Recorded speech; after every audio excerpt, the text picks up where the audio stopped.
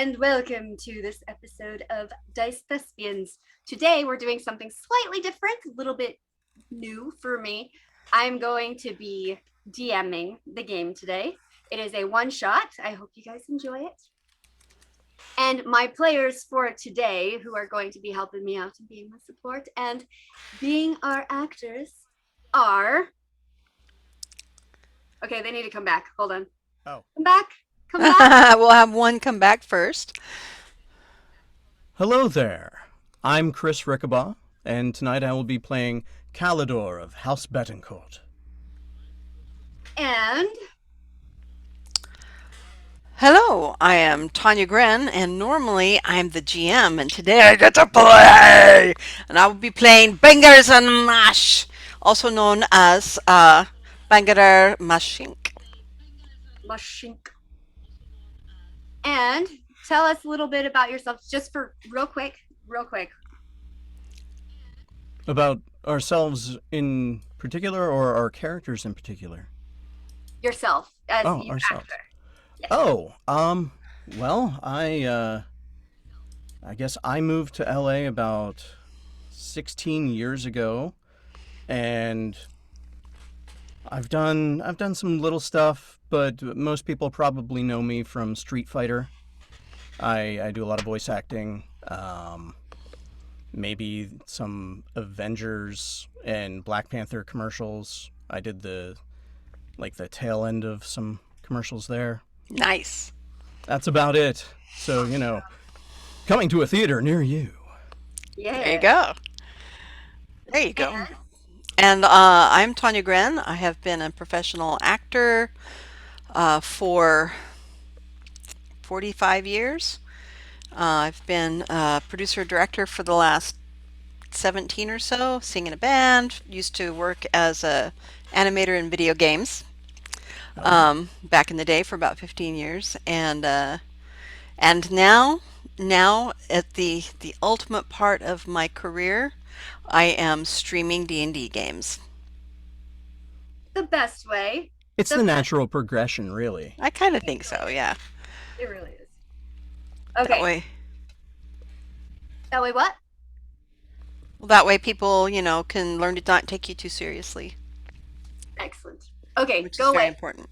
Go Oh, away. oh. All right, all right, all right. Bye, Bye. bye. Oh. All right, now it's time to start our campaign.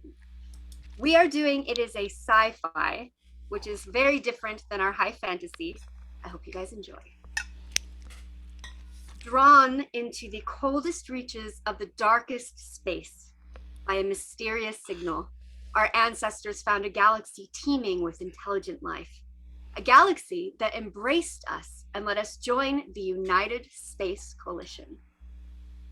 Centuries later, we found floating through space the only living spaceship to have been found in this galaxy. Now, even more time after that, that ship has become the ship, the one to be on, the Star Trek Enterprise, the Firefly of this world. In order to get onto this ship, you have to graduate from the academy, highest of the high, with perfect marks, and also be lucky enough that there's an opening.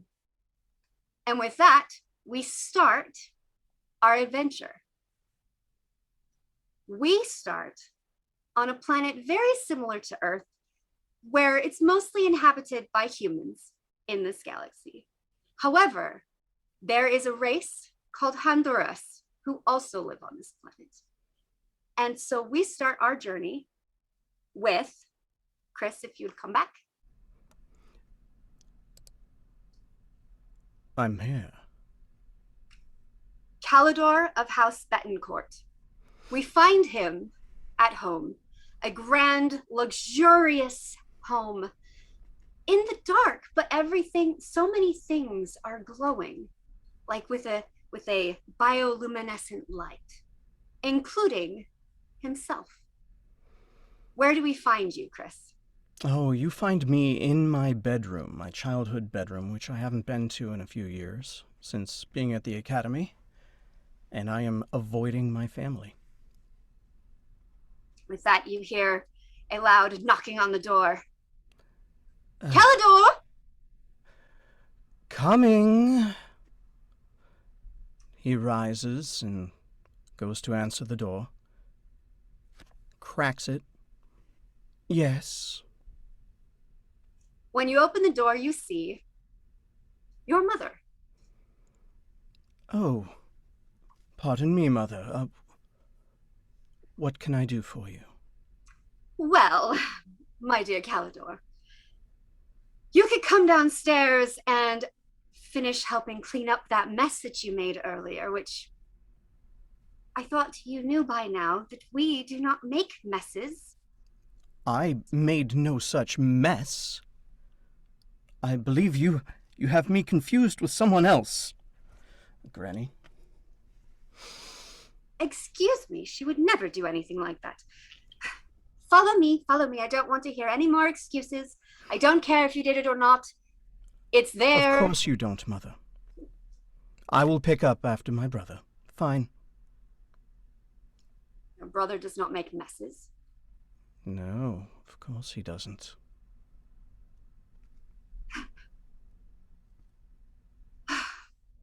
Come with me. I'm... She leads you out down the hall. We did not have you describe what you look like.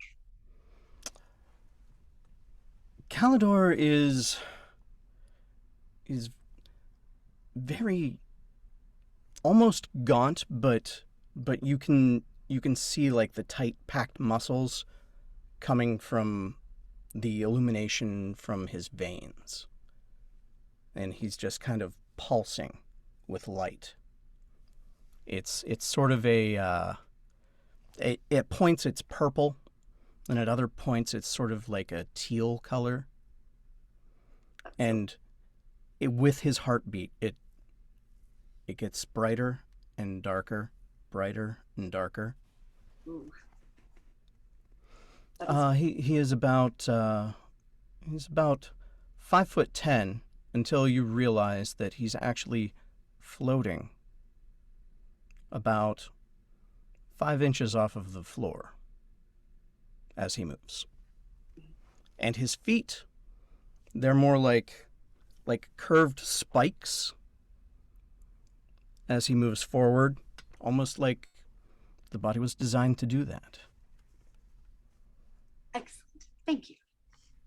You're welcome. As your mother, who looks very much like you, only her veins are glowing with more of a purplish light. And it's the I would say the design of the veins is a lot less, how do we say, beautiful, more simplistic, but still beautiful in its simplicity, but not as filigree-ish. She leads you down this long hallway where it can't all be me. Exactly. In this hallway, it's very open, very wide, very empty, very cold. There's no rugs on the ground. It's just beautiful, polished stone. The walls are rounded, same kind of thing. They're white and they're polished. They almost look like marble, but they're not. It's obviously not marble because this is an alien planet. She leads you down the hall, this long and unbearably long hall, into the main house. The main house, where it is even taller than this very large hallway. The ceiling reaches up into the sky and it's open. There is no roof. And outside you can see the sky is dark with lights, and like streaked through it are all of these different creatures that you can see flying up there. And they are long, and some of them seem to have tentacles that trail behind them in these beautiful bioluminescent waves. And inside the house, the decor is very plain and very simplistic. there is a large painting of your father right in the middle, as annoyingly arrogant as you can get. On the other side of this room, this main hall, is a painting of your mother. Not quite as large as the painting of your father, very, very clear how they interpret everybody. And then beside them is a painting of your brother. There's no painting of you. It's like I'm being disapproved at from all sides. Well, I mean, if you had graduated with highest rank and the highest of honors, you should have been valedictorian. I honestly do not know why the Academy chose that awful little human girl. Anyway, I believe they were trying to perhaps make the humans feel better about themselves. We all know it should have been me. Well, obviously it wasn't you. Politics. Skill can always overcome politics. And it will. Good. At that, he's staring at his brother's portrait. Like staring daggers at it. Very good. It should. You continue through this room with a stony silence between you and your mother. There is no warmth there at all. And you His go. nose keeps getting higher and higher, like he's trying to put himself above it. Yeah, ignore. It's okay. And as you go, she brings you into this dining hall. And in this dining hall is absolutely beautiful. This table is so long, ridiculously long, as if you're going to have a banquet with maybe 50 people. That's how large this table is. At the very head of the table, and this ridiculously large throne-like chair, sits your father. Your father, who is elegance personified. He has this charm and this charisma about him. He is wearing this long cloak that flows. It's almost makes him more ethereal than you guys already look as your race. And he sits there and he watches you and your mother walk in, and his face does not change. And sitting next to him is a human who is dressed to the nines, perfect, beautiful tux, tailored. Just, you can tell just by looking at it that this is a high quality suit, and that this person is probably very high up in the political sphere, just like your father. Oh, go ahead. Sorry. On the table, far, far away from them, is a cup. Just a cup, just one. And you realize that that cup is yours. And that is the mess that your mother is speaking of. That cup. She gestures towards it with this disapproving look. And she says nothing. I take great pains not to look at any of them. I glide over, pick it up with a flourish, so that the cup even looks pretty being picked up. And I still don't look at any of them, and I just continue on, and I leave the room. After you leave and the door closes behind you, you hear your father say, probably louder than he would have normally in a normal conversation, "Well, I'm glad that's over with. I hate when the trash comes and puts itself all over my house."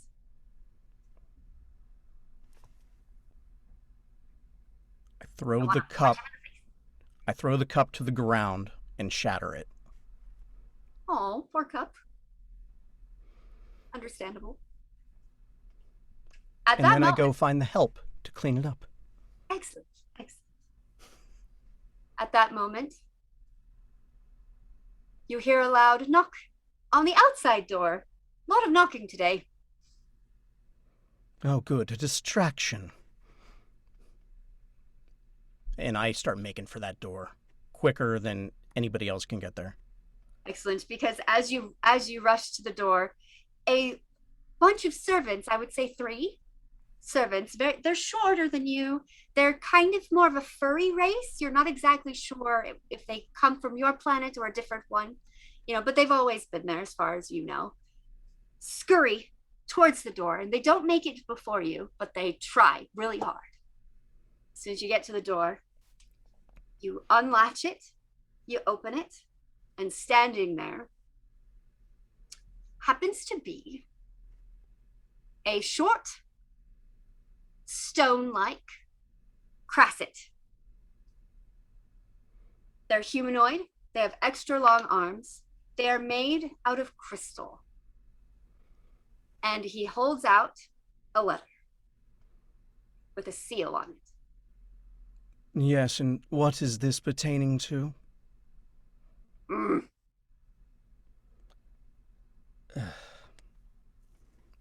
With just these 2 fingers, he'll reach out and pick up the letter. Thanks. You hear this kind of echoey voice come from the stone man, and he turns and he just kind of like leaves. Oh, dear me. Close the door. I examine this letter. Do you roll an investigation check, if you would, just to see if you recognize the seal or any of the exterior stuff? Oh no, that's an 8.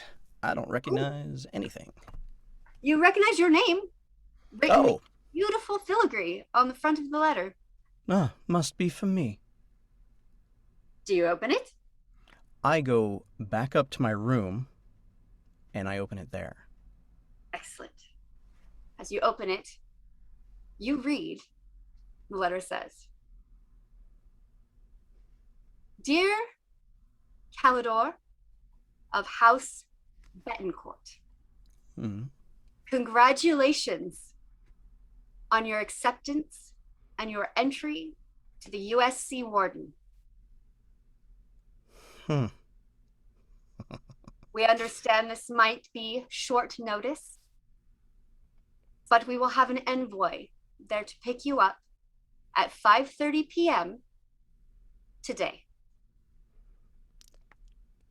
What time is it currently? I would say it is probably about 4:45. You don't have a lot of time. This is very, very, very not normal.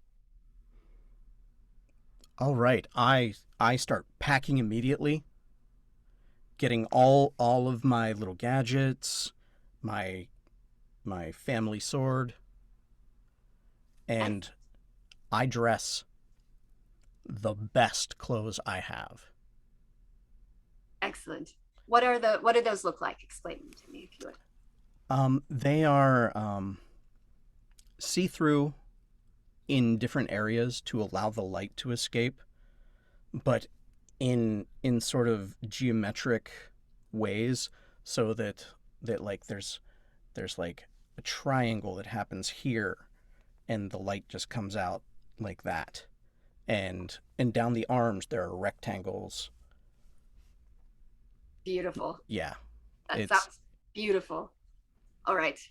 It takes you about the 45 minutes that you would need to get packed up, to get changed, to get ready, to primp a little bit, to make sure you are ideal, right? When you hear your father, Calidor, come here right now. I grab all my stuff and I saunter, if you can saunter as you float.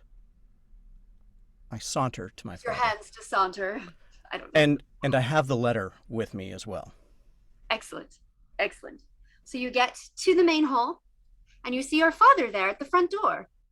And next to him, at the open door, is that stone man that you had seen before, Hmm. and a very short, with I would say a shock of purple hair that's kind of crazy, and large bat-like ears, clawed feet, digitigrade legs, dark skin. Hmm. You see as Sursix. However, you recognize the Sursix. Oh. This was your teacher. Well, greetings to you. Palador, excellent. I'm so happy to see you. I'm so glad that this happened. Are you ready to go? I am indeed. Here you are, father. And he kind of like doesn't slap him with it, but kind of like pushes the letter at his chest.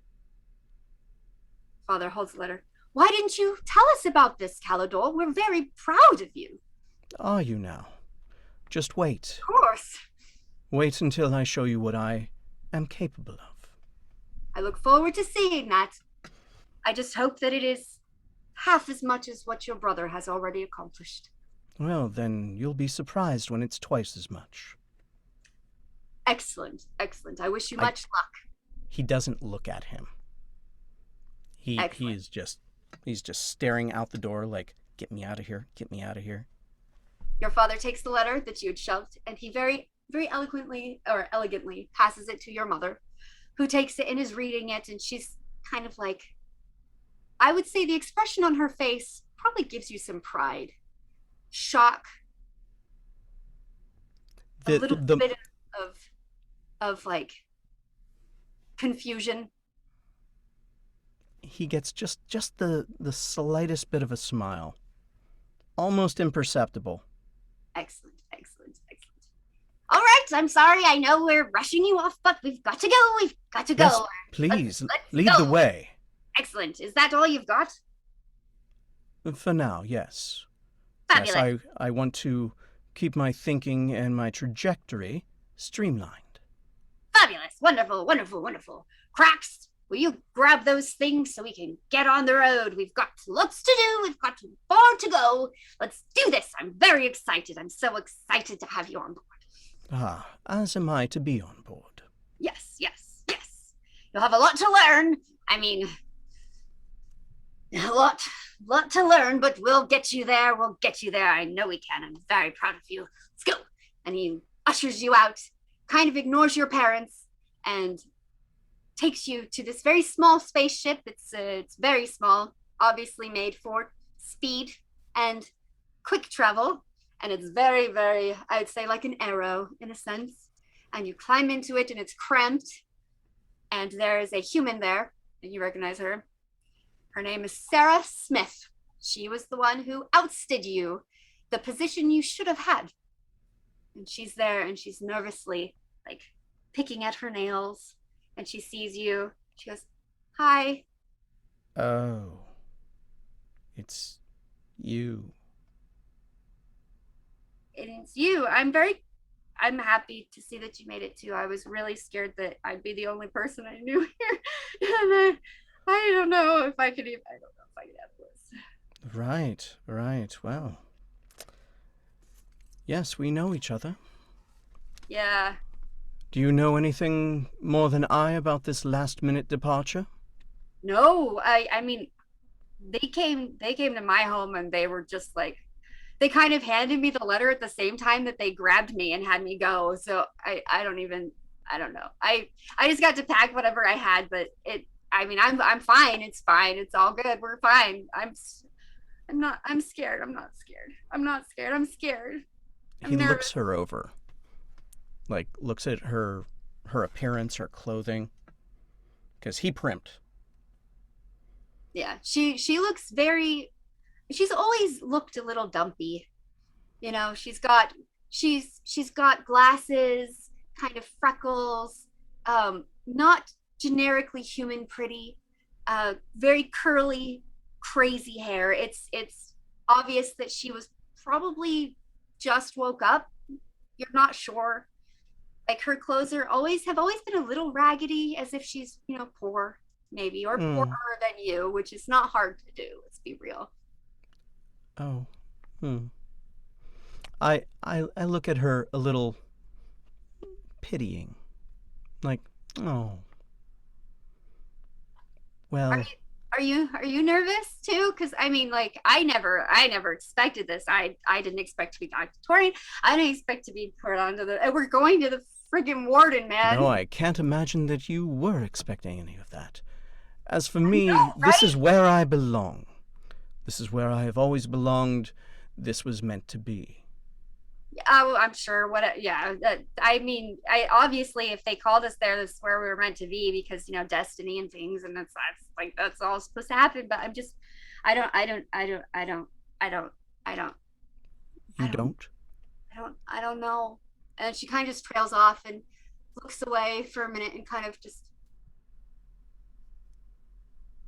you can tell she's overwhelmed by her nerves at this moment. So she's just kind of like staring off into space, no longer paying any attention to you. At all of this, Calidor kind of sits back, sort of leans back and relaxes, and is just smiling and very calm. Excellent. And with that, goodbye, Chris. We'll see you in a moment. Yes. With that, we travel to another planet. And this planet Indeed. is half in the sun and half in the dark.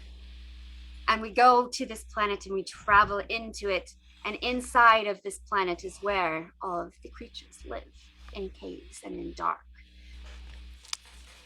There we see towns, very much like mining towns. They're Mm-hmm. the houses are built into the stone, carved. There's a lot of short creatures running around. It's a Xersix world. And we come to the small rock home and we go inside. And where do we find you? Well, of course, bangers and mash. She's in the kitchen, and she's three sheets to the wind, one more sheet, and she'd be on her face. And she's got the kitchen staff there, and she's got a couple of miners there, and her dad is looking disapprovingly from the end of the table, and she's singing, and she's telling jokes, and she's eating. Lots of eating's happening right now.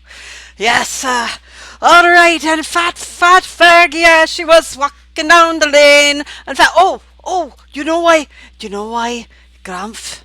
You know why cannibals don't eat Grumph? And I look at my father, because that is his name, as that's happening. Do you know why cannibals don't eat Grumph? Why?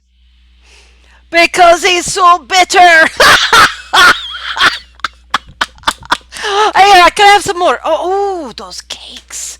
Those cakes look so good. Can I have some cake? No, those cakes are for breakfast. We're having the cakes for breakfast. We're not having them now. Describe what you look like, if you would, Cersei. Okay, my name is Bangerlin Mashink, also known as Bangers and Mash, because I have a little bit of taste for the food, you see.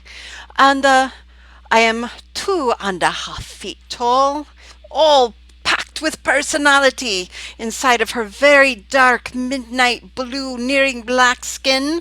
Her eyes, when they look at you, they look like they're looking right through you because they're white and they're milky. You'll note that the light here is very low because all of us have these eyes. And her hair doesn't look like the rest of them here. The rest of them have black hair and brown hair and green hair and very dark hair.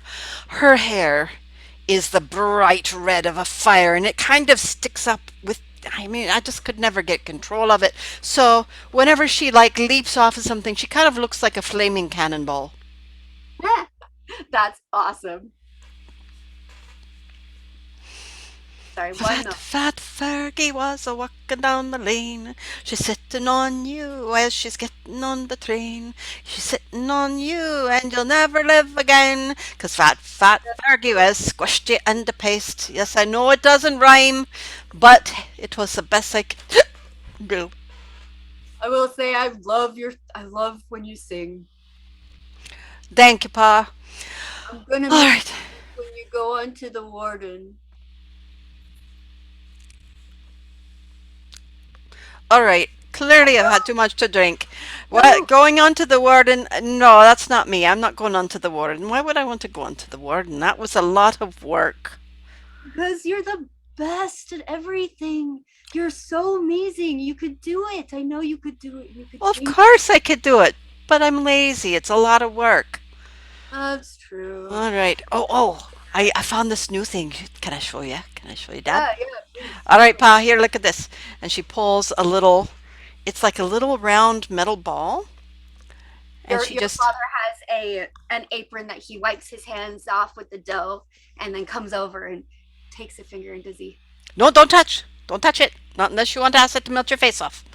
Ooh, All right, ooh. because if you touch the wrong button, you get the acid. If you touch the right button, and she presses one little button, and a little panel opens on the side of this little thing, and it begins to emit a light.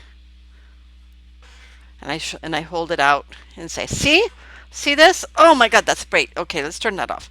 All right, and let's see what's. Oh, there's this one. There's this one. This one is the. And she pushes another button, and all of a sudden, a gout of flame in a big cone shoots out. She's like, oh my God, that's the wrong one. You know what? Maybe after I haven't drunk so much. And she Your puts it father back takes away. his apron and he starts like wherever the flames started, So like it's like set the. on the walls that have caught fire, and he starts like trying to put it out with his little apron. And It's at times like this. It's good that we use mostly stone in our architecture. Alrighty then. Another drink? I actually have something very special for you. If you don't, I hope you're hungry. I'm always hungry. Excellent. Do not be my daughter if you are not hungry. And he goes to their oven that you guys have there that's in the stone, nice stone oven, and he opens it and he pulls it out. And you can smell the most delicious smell. Your favorite smell, one could even say. And he puts in front of you a mushroom pie, and it's glowing. And you can tell. And on top of it, he has written in moss, I love you. Oh, no, that's so cute. That's great. Thank you so much. Is it all for me? Yeah, it's slightly burned on the sides. It looks Doesn't matter. Doesn't matter. She's eaten some of the worst things that you have ever heard of in your entire life. And it's like, and she takes the pie. And she's right. All right, Dad. I'm, do you mind if I go to my room and eat this? yeah, that's okay. I just hope you like it. I've never made that before. I know how much you like those. I ate a dead rat. This'll be fine. I know, but dead rats taste really good with chocolate. Yeah, and also with a little bit of mushroom sauce. It's great. Mushroom sauce, so good. Yeah, all right. Love you. Good night. Good night. Oh, this is so sweet. And she wanders off, because she's drunk, so she's crying into her pie and takes it off to her bedroom where she begins to devour it in little savoring morsels. Oh, this is so good. It's a little burnt. That's okay. You know, It's like and burned in places and undercooked in other other places doesn't matter. Doesn't Stone. matter. It is mushroom pie. I mean, a Reese's peanut butter cup that has been dropped on the floor is still a Reese's peanut butter cup. Yep. As you're eating your pie drunkenly, on the window, you hear a loud thunk. And you look, and there's your friend. And she's just kind of sitting there. Man, All right, all right. 1 second, 1 second. And she unsteadily goes over to the window and opens it. she falls in, does a roll, stands up. And it's like, did he give you the pie? He gave me the pie. You want some pie? I saved some. And you must know that you are my best friend, my very best friend ever, that I saved you some pie. Oh, that's how we know true friendship, man. And she brushes back her lock of very, very bright, kind of teal hair that's not like yours. Hers is kind of crazy. Like it goes all over the place. It's like she never does it. She never styles that hair. Yeah. And she like messes with her giant bat ears. Yes. Oh, bat ears look so nice.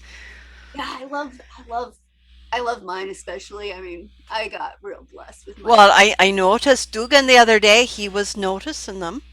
He was watching your ears. You might want to talk to him. When he was watching, did he twitch? His ear twitch a little? Oh, It did. It that's did. awesome. Okay. Well, yeah, that's awesome. And Okay. his phalange, it shuttered too. I have been working on getting his attention for like 70 billion years now. Give I me some of that know. pie. I need some of that pie. All right, and so we sit down to the pie and we begin eating. She pulls out as she's stuffing her face. She goes, "Oh, by the way, I have something for you. I stole it from the postman." And in her back pocket, she pulls out a crumpled letter that she hands to you. She goes, All "I right. don't know what it is. Um, Brix was chewing on it a little bit, so there's a little drool, but you should still be able to read it." To read it just fine. Oh, sure. All right, I take the letter and I look at it. I'm not expecting a letter, am I? Maybe I'm expecting a letter. Am I expecting a letter? I don't remember. I don't All fucking know. right. Can I tell anything from the outside of it what it's from? Roll an investigation check to see if you recognize the seal. Ooh, that would be a wonderful 4 plus 6, so it's still a 10, but not great. It looks familiar, but you're not exactly sure where it's from, but it looks familiar. Okay, I open it up and Excellent. it says, It says, "Congratulations on your acceptance to the USC Warden. We're sorry about the short notice. We've run into kind of a thing, so we are going to be there to pick you up to take you to the Warden at 5:30 p.m. your time. Be ready." And that's it. it's probably about 5:30, right? It is, I would say, yes. You look at Yeah. the time. Yes. Excellent. Yes. It is 5:15.23 seconds. All right. Well then, I am sorry, my friend, but I'm taking this with me. And I grab the pie. Wait, what? And it says, and then I'm like, oh, should I bring a change of clothes? Nah, I'm not going to bother with that. All right, well, I'm going. I'm off to the warden. God help me. Wait, what? What? Is that what that letter was? I didn't even really look at it. Yeah, it Is it says I'm off to the warden. the warden? The warden? You made it onto the warden? It's a lot of damn work. I was hoping Yeah, to but get it's just the kind of a little warden. post out in nowhere where I could eat and drink and maybe work a few minutes a day. No, but imagine all of the different foods that you'll get to try being on the warden. These like they have all of these like I've heard they have this thing. It's called shepherd's pie. I don't know what it's made out of. I'm guessing they take shepherds and when they die, they make them into pie. But I've heard that it's really good. You've got to try it and then you got to tell me if it's good. I'm Uh, so curious. shepherd's pie. How would that work? I don't know. I wonder if they take the bones out. I will do that thing. Lots of food. Alrighty then. And so then what she quickly starts throwing into her pack with the help of her friend. Here, can you grab that thing over there? She It's not. grabs her various magical components, her little gadgets and gizmos, and she packs them into the little places that she has in her clothes for them. Oh, Um, look. Do you remember this toy? What is it? What is it? It's an earthling thing. I think they said it was a bunny, like a bunny. uh, oh, but wait, let me show you. And I take it away from her. And Oh, I said, did I ever show you what it does? did you add to it? What is? What did you do? I want to know. Yeah, yeah. Okay. I squeeze it, and it gives this god awful kind of a squeak. Its eyes bulge out, and a little poof of poisonous gas comes out of its mouth. Poof. Ah, it's so cool. Isn't that something? Isn't that something? Oh, I mean, it doesn't really hurt anything, but it's great for a lark. All I right, I love. packed that away. My favorite, most special fork and knife set and my spoon from my mother. I packed those very carefully away with me. And I thought, Ma, I miss you. I'll make you proud. No, I won't. I'm going to be a lazy ass. It'll be great. But you'll be a lazy ass on the warden. We'll be I'll be a proud of you. lazy ass on the warden. Now I wonder, I hear tell that the walls are alive. Really? I wonder what Oh, they taste like. I bet they taste like mushrooms. I would think maybe. We'll see. We'll see. Anyway, and I pack a couple of other things, an extra pair of shoes. Now our feet, with the hair and stuff, my feet are are clawed. They almost look strangely like kind of bird or bat feet for hanging onto the sides of walls. So our shoes are really only just little things that come up around our feet. And so I pack a few pairs of those because when I was in school, those were actually harder to find. I have my fork and knife set, I have my magical gadgets, and last but not least, I pack the cow. Can't forget the cow. It was The very cow, important. of course it is. And the cow is her very favorite stuffed animal, you see. I won't tell anyone. Yeah, that's okay. It's about this big compared to her, which Ah, means that it's actually, fairly small to other people. It's like a hand size thing. yeah. But and she tucks that carefully into her waistband, and then her one good stone, which is beautiful. It's a stone she actually found when she was digging up things out in the caverns and stuff, and it's she's not sure what it is, but it's a slightly luminescent, semi-precious stone that it came out in the shape like a flower. It wasn't carved. It just kind of looked like that. So she's got Beautiful. that she tucks that in, and then she's like, "All right." She looks at the clock, and it is 5:29 because she's never late. Oddly, and she's like, "All right, my friend, take care of my da, okay?" Oh, of course, of course. I mean, we've all got him. I mean, we all raised you essentially. So I mean, we'll take care of your dad. And All right, I'll make y'all proud. I know yeah, I won't. Who are we kidding? All right, bye. And then she'll go down and she'll wait at the door all right. for Do you that tell 1 minute. you tell your father? Hmm? Do you tell your father? Not necessarily. I might shout from the hallway. All right, Da, I'm off to the warden. What? Wait, what? I'm off to the warden.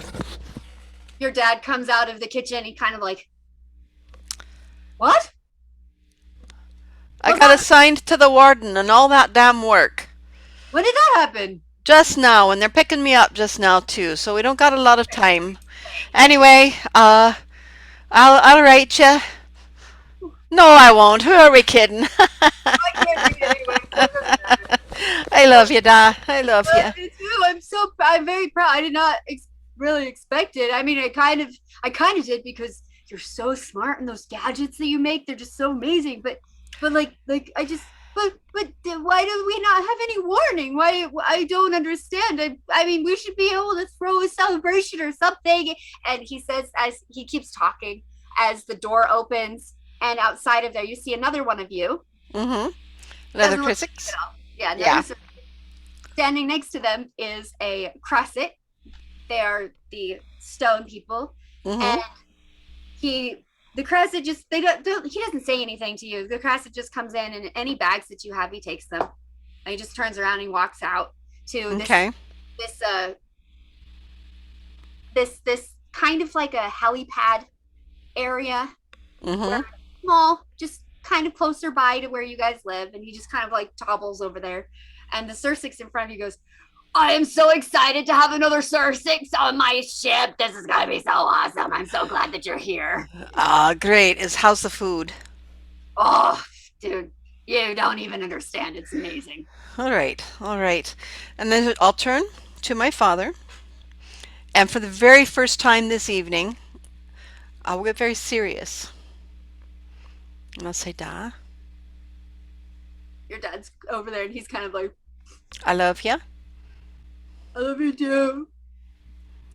Let Gumbo over here take care of you. And I gesture to my friend, you know, because if you don't, I'm going to come back and kick your ass, and you know I can.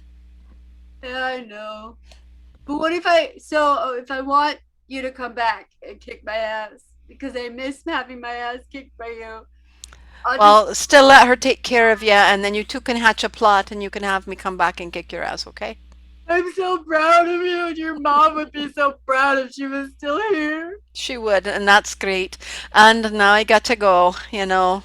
Goodbye, you old sot. And I turn Bye. and I walk out the door. And you go and you get to the helipad and you stand there for a minute and you just get zooped Yep. up to the top Ah. of the planet where in this domed area there is it's a dome that looks like it was there intentionally where it opens and it closes as needed, and there is a ship there that looks like an arrow. It's not very large, it's kind of smallish, and the doors open and they're waiting for you. All right, I will go sauntering in, my whole 2.5 feet of me. I have no baggage with me. Everything is just tucked into pockets and flaps and God only knows what. Um, so I probably rattle a little bit as I walk. And I will walk onto the ship without looking back. Excellent, excellent. The fellow with you who picked you up is just chattering away. Yeah, I'm sorry that this is such short notice, like sorry, wrong voice. Anyway, I'm sorry this is such short notice. There's like we got a schedule, we got to go. This was kind of unexpected, so apologies for that, but let's do this. Let's do this. All right, let's do this. Um, and I will saunter in, singing under my breath. And fat Fergie was sitting on the train. He's sitting on you, and he's causing you some pain. When you get on to the ship, you see Calidor, Sarah. Ah, look at that. It's lights and SS. Ah, yet another familiar face. Indeed, I know you missed me, you tall lighty bugger. Right. Sure. That's what I missed. And Sarah Stout herself. Hi. I'm glad that you're here too. I was starting to get really worried that, I was just worried about everything, yeah. You do that. You do the worrying. Okay, I got this. Okay, and then I'll gesture at Calidor, and you do this schmarmy schmugness, and then she pulls out one of her gadgets. It looks actually remarkably like a laser pistol, very ornate. And she says, and I'll do the work. If you mean by smugness leading, then yes, I will. All right, you do that. You guys, as you're bantering, you hear this kind of whisper voice from this fellow that you did not notice when you first walked in. It's another Crasset, and it's just sitting there in the back, kind of quiet. Are you guys married? What? Sorry, you fight like my mom and dad. Dear Lord. I'm not sure how that would work. How would that work, Calidor? I think I- I'd come up to your knees. Well, maybe that would. Well, I don't know. I don't believe it would work. Anatomically speaking, that is. Well, that might take some research.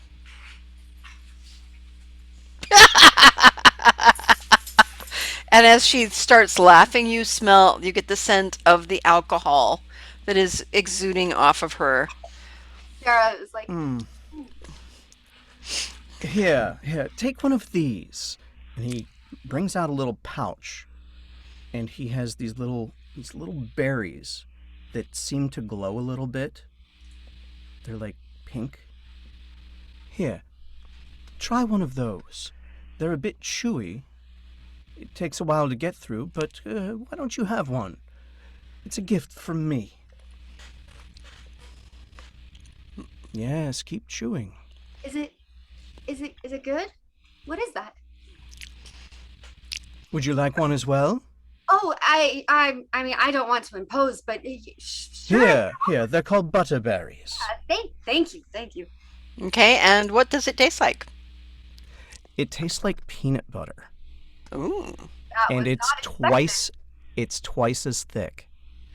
nice. Was not expected. Nice. A lot like the poisoned mushrooms that I eat back on my homeworld. All right, Only better tasting. right. Okay, you guys travel, and as Lovely. you travel, look You'll out. notice that she eats it in half the time that you think it would take. As you Yes. travel, if any of you look out the window, do any of you guys look out the windows? There's not very many windows. It's like one. Yes. Yes. Calidor will look.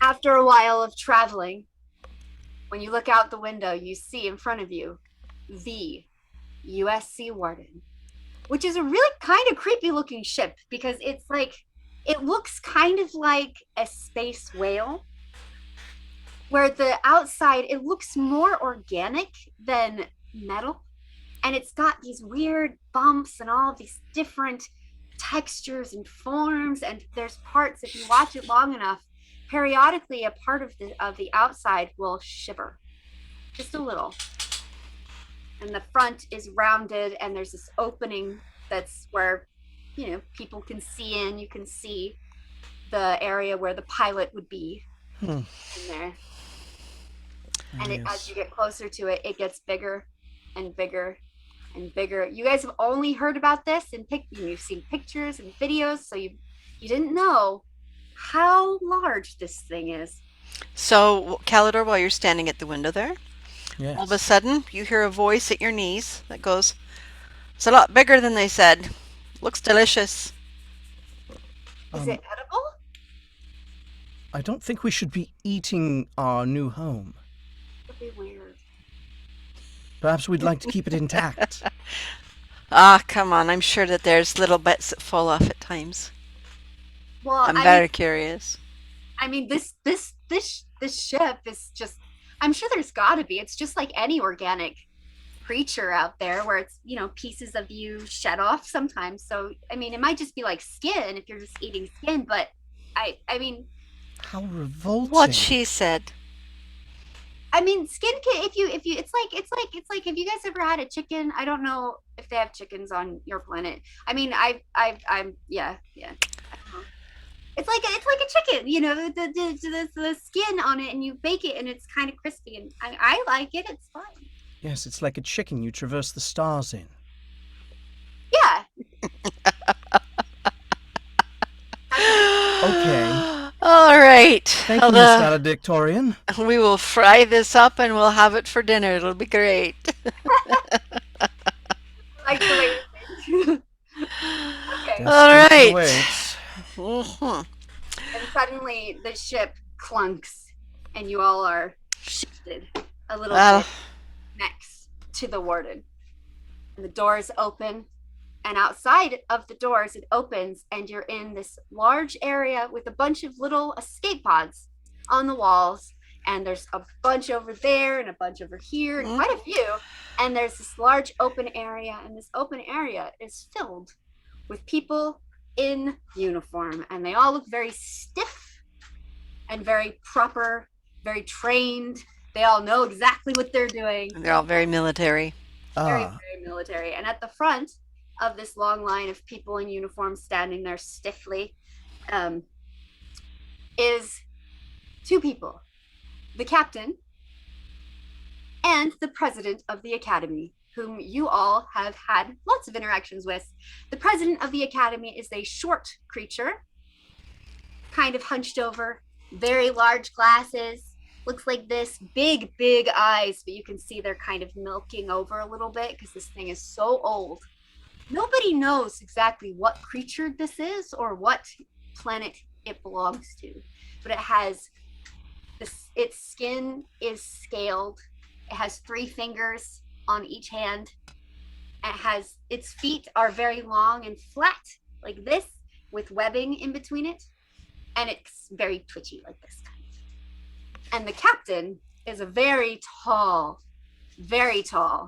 creature with dark ebony skin and long, not hair, but things that look more like, I would say, dreadlocks, but they periodically will twitch and one will come and curl around something. So tentacles, nice. We have Cthulhu as our captain.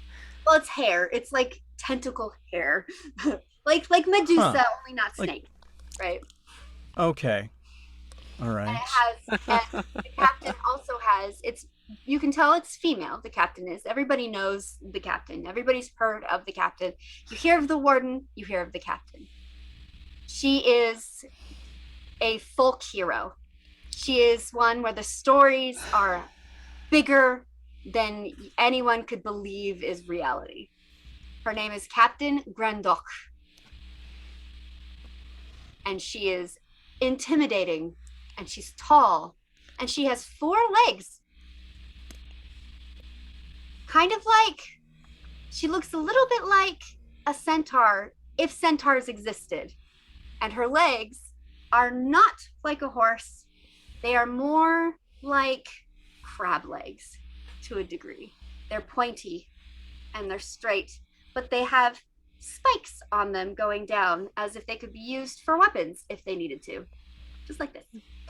And they're standing there at the end, and she's got her arms, she's in her, pilot official position. And the president of the academy is standing there, and he's kind of like, hurry up! Hurry up! What are you doing? Get over here! Calidor will lead. I'll step back and let Calidor and Sarah go first. Thank you. Okay, let's go. He is very trying to be as regal as possible. Behind you guys, you hear the clunk, clunk, clunk of the stone man as he thumps behind you slowly and just kind of goes casually swaying.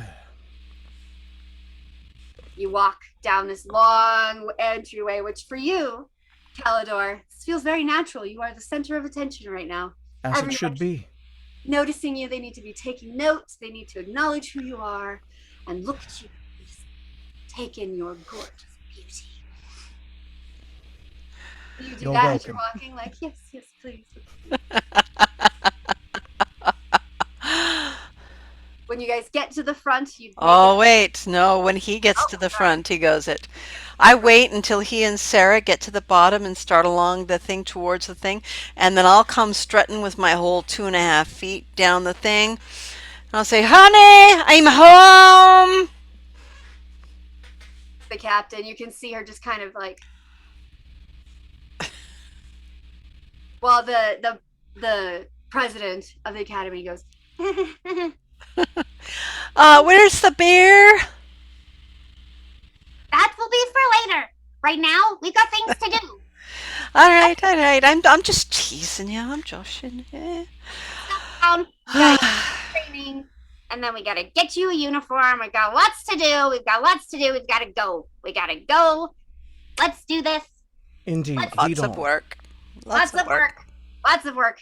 Get your asses You up know, here. I whisper to Caledon and Sarah from behind. I should have let myself fail 2 of the classes, and this wouldn't be a problem. This is one day of misery. You don't like talking right now. You need to be listening to me. Yes, quite. Pay attention. Follow me. New recruits. All right. Because even when I'm joking and drunk and stuff, I'm always paying attention. I will be paying attention to this is the first time on the ship, and I'm laughing and I'm joking and I'm like, hey, what did the bride and the groom do? Oh, no, wait, that's wrong. That's backwards. I'm kind of drunk. What did the cannibals do at the wedding? Every time you make one of those jokes, the president goes, "No talking! You must listen to me! Listen to me!" Like he's about to have a conniption. I know, I did this to him the whole time we were in the academy. It's great. Oh But I my am paying attention, so I would like to memorize this area and the corridors as best as I can, especially up above in the walls, the places people don't normally look. God. Okay. Roll an intelligence check to see if you can put everything to memory. All right. Everything to memory is the correct terminology. All right. Well, that would be a +5. So that'd be a 21. Excellent, excellent. Yes, you do that easily. No problems, no problems. As you look around, though, as you guys are walking, as you're being shown and being taught everything that you need to know about where to go and what your job is and when you need to be there and all that bullshit that's boring, just droning on and on. You, Banggirders, you notice that on the top of the hallways where you guys are walking, there is what looks like a very large tube. Like it's large enough for if somebody was swimming in it, two people to be swimming this direction. So like 2 lanes of traffic kind of thing. Okay. And it's filled with what looks like water. Interesting. Do I know if any of the races that we met at the academy are aquatic? No. No? Okay. No, I mean, none of them are, as far as you're aware. Okay. Well, my intelligence tells me that might have something to do with the running of this living ship. Possibility. Mm-hmm. All right, you guys get led. You get your uniforms. You get Ah, taken to the dinner hall where you can have some food. And then after this very long orientation, you are released and shown your rooms, and you are free to travel for the night and just wander around. You can go to the bar, you could go to you can get more food, you could go to bed, but you are required, as you are informed, you must be awake at 5 a.m. sharp, and if you're not, we will be here knocking on your door, and if you do not answer it after 3 knocks, and there's 3 times of you doing that, you will be kicked off the ship, because this is a type ship that they run, and you guys are all, you are my representatives on this ship. I reach up and touch the headmaster's face and say, "You're going to give yourself a heart attack. Calm down. You know us. We're good."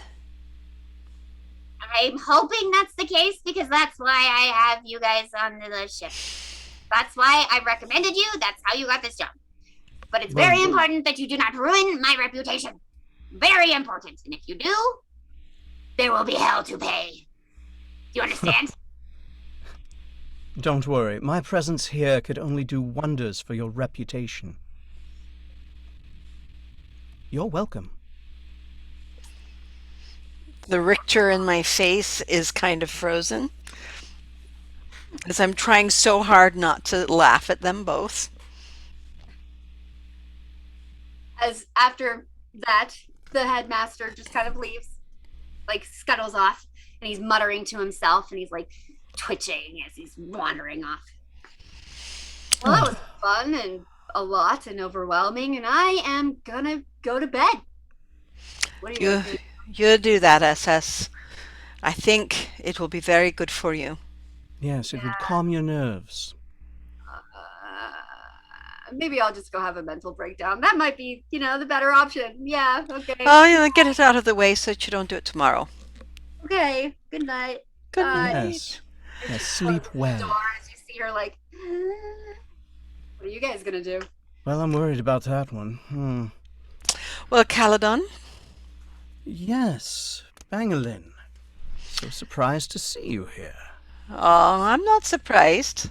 I'm surprised. Well, no, I'm not surprised. You always were better than your brother, much as they didn't like to think that. I hope No, that the they bruise I don't. gave him healed up nicely. I hope it did not. Let's go get a drink. Yes, and perhaps learn the byways of the ship a bit. I think That would be very wise. Who knew you had any wisdom in that glowy little head of yours, anyway? I'm quite wise, I'll have you know. Well, I'm not. So that'll make one of us. But I remember everything. Let's go. Yes, sure. Should we change into our uniforms? Well, it might keep us from getting. Actually, we could change into our uniforms. And then we could go find uniforms of the people that can go to the places we are not allowed to go. And then we'll know the Splendid. whole shit. Yes, this does seem wise. Let's do that. All right. Trouble already. And so, You see, like, genuine mirth, like he's excited. yes, we're gonna do something. We're gonna do something. But we're, you know what? Knowing all the secrets, that's a wise thing. And a smart thing. So between wisdom and intelligence, we'll be doing good. Alrighty, and I dive into my room to get changed into my very small uniform. And I step in and put everything in its place, make sure it's all very neat, and take extra special care with my uniform, make sure everything's sitting just right. I take a brush and I brush off the sleeves if there's any lint. I want it to be pristine. As you do that, Calidor, you notice something that you didn't notice before on your back. Right here. There's this weird. Is that dirt? You're not sure what that is. Oh, oh, No dirt on our boy. And you touch it, it's kind of slimy. It feels a little. It sticks to your fingers a little bit. is it on my person or on my new uniform? It's on your new uniform, one that you just put on. Takes it off and, like, is trying to see what it is to get rid of that. What do you do when you're trying to see what it is? What things do you do? Well, I take my clothes grooming kit. Yes, he has one. Of course, of course. And I try to, like, scrape this stuff off. And perhaps there's running water in my quarters, I imagine. Of course, yes. Yes, okay. So I try and, like, get a special cleaning cloth and try and get it off of there that way. Okay. As you scrape it with the cleaning cloth, it smells something weird. Like it you're not sure. You've never smelled anything like that before, but it's not pleasant. Like, Oh. Okay, well, there's got to be some kind of detergent stick or something that I can use. I mean, I'll just scrape that into the garbage if I can. okay. Does it come off? Yeah, it comes off. There's a little bit left on your shirt, just like a smudge, like little, like it got. Do you get any on your hands? I know you got some on your hands from this. What do you do with the stuff that you got on your hands? Oh, I wash my hands. Like, intensely. Okay, excellent. Excellent. Like, Okay. he's a little tiny bit of a germaphobe. That's perfectly Just a fine. little bit. And I'm over here.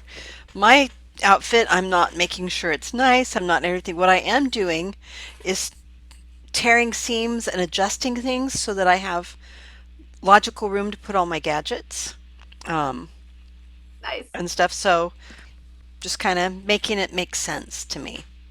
Perfect. And and Cal, Right under your yep. full. Excellent. Perfect. All right, once you guys are done with that, where do you go? Well, first I want to say he uses some perfume or cologne or something. I want to make that very clear Excellent. because Okay. he would definitely do that. He's very clean. He's got to be Very clean. cannot smell like this thing. You don't know what the smell is. Like it does No. not familiar to you, and it's really difficult Yeah, like you can't really describe it. It's not pleasant. It's kind of gross. Like something rotting a little bit maybe, but not quite. It's very weird. It's very weird. You managed to cover most of the smell, but there's a little tinge just wafting. Sitting right there. Oh, All right, so you leave your room. Do you leave your room as well? Oh, absolutely. Excellent. And when I When come out, it's like yeah, perfect. something smells like dinner. You something recognize smells terrible. Where's that coming from? Who knows? Let's be on our way. Find those other uniforms. Indeed. And find everything. So we're going to start just exploring the hallways. all See right. if we're Roll. finding what we find. Are there any like markings on them to say this way to the commissary, this way to the or The bridge. All of them are to the very bridge? clearly marked. They almost extremely so. Like every few feet, they'll have a marking letting you know which direction you're heading and what areas you're heading to. It's a little bit overdone, a little bit, but I mean they're dealing with so many different species. It kind of, I guess, makes sense. All right. Well and good. Oh, this one says commissary. You want to stop in and get a bite? Um, you mean like commissary, like common food? Yes. No, that's all right. If you would like some food, please, you can stop for a snack. I'll watch. Calidor, roll me a Constitution saving throw, please. Uh-oh. Uh-oh, indeed. That is a 16. Okay. You guys go to the Dun, dun, commissary. dun. You get We in. go to the commissary, When and you when get we there, you see it is full of a lot of different species, some that you've never seen before, some that you have. And if you do either one of you roll like a perception check or anything? oh, absolutely, yeah. because the whole point of this is we're spying on the whole ship, That's just so we right. know the lay of the land. 11 perception plus 2, so it's a whole 13. So Excellent. my base perception is +6, so that's a 7. Oh my god. You're a little overwhelmed, I'm thinking. You know what? They can all look at me. There you go. You don't need to notice anything, they just need to notice you. It's fine. That's right. All right. So when you walk into this commissary, Dorian, you notice just, there's there seems to be Dorian. Wait, did you call me Dorian? Sorry, Calidor. Have you been listening to my other show? Sorry. And then Calidor. I apologize. Dragon Age! Dragon Age! No. Okay, Calidor. What you notice Yes. is there are a whole bunch of other species, some you don't recognize, but they all are just below you. They're not worth really paying any attention to. So You know? you bar and you see a waiter. What do you do? Garçon. This is our waiter tonight. Hello, waiter. Best waiter ever. Actually, that's exactly what your waiter looks like. Let's just say. Okay. My esteemed colleague here is a bit peckish. Perhaps we could remedy this situation? He used a lot of fancy words, but yes, indeed, I am very hungry. Bangers. You noticed one extra thing that Mhm. Calidor did not notice. Yes. The tubes filled with what look like water come here, and there's places where they have the tube goes over what looks like tables. Oh. So the tables are like enclosed in the water tube? Okay, so that does look like an aquatic thing. I'm going to turn to the commissary captain or whoever it is that Calidor was talking to, and I'm going to say, so, you've got tables there in the water. You got some aquatic people here? That's a really weird question to ask.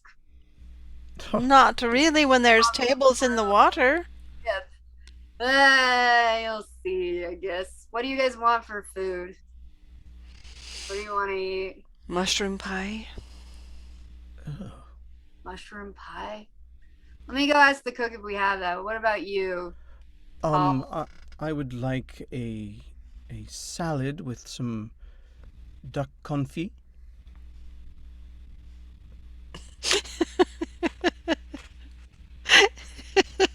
Want salad. Bangerlin is snickering as she's watching everybody around them. The What are waiter the like he wants a salad. Okay, salad, and you wanted a mushroom pie. Okay, I'll go ask With duck confit. with your feet. Duck feet. Duck feet. Just I can ask. I don't know. It's clear that no. this one has none of the finer ideas of food. It's something where you have duck, and then she like rattles off the recipe for duck confit, As you're rattling it off, and the you do dog it like waiter this, and you like shred the duck just very carefully. as you continue talking, you don't notice, but the dog waiter just kind of like and trots off into the kitchen.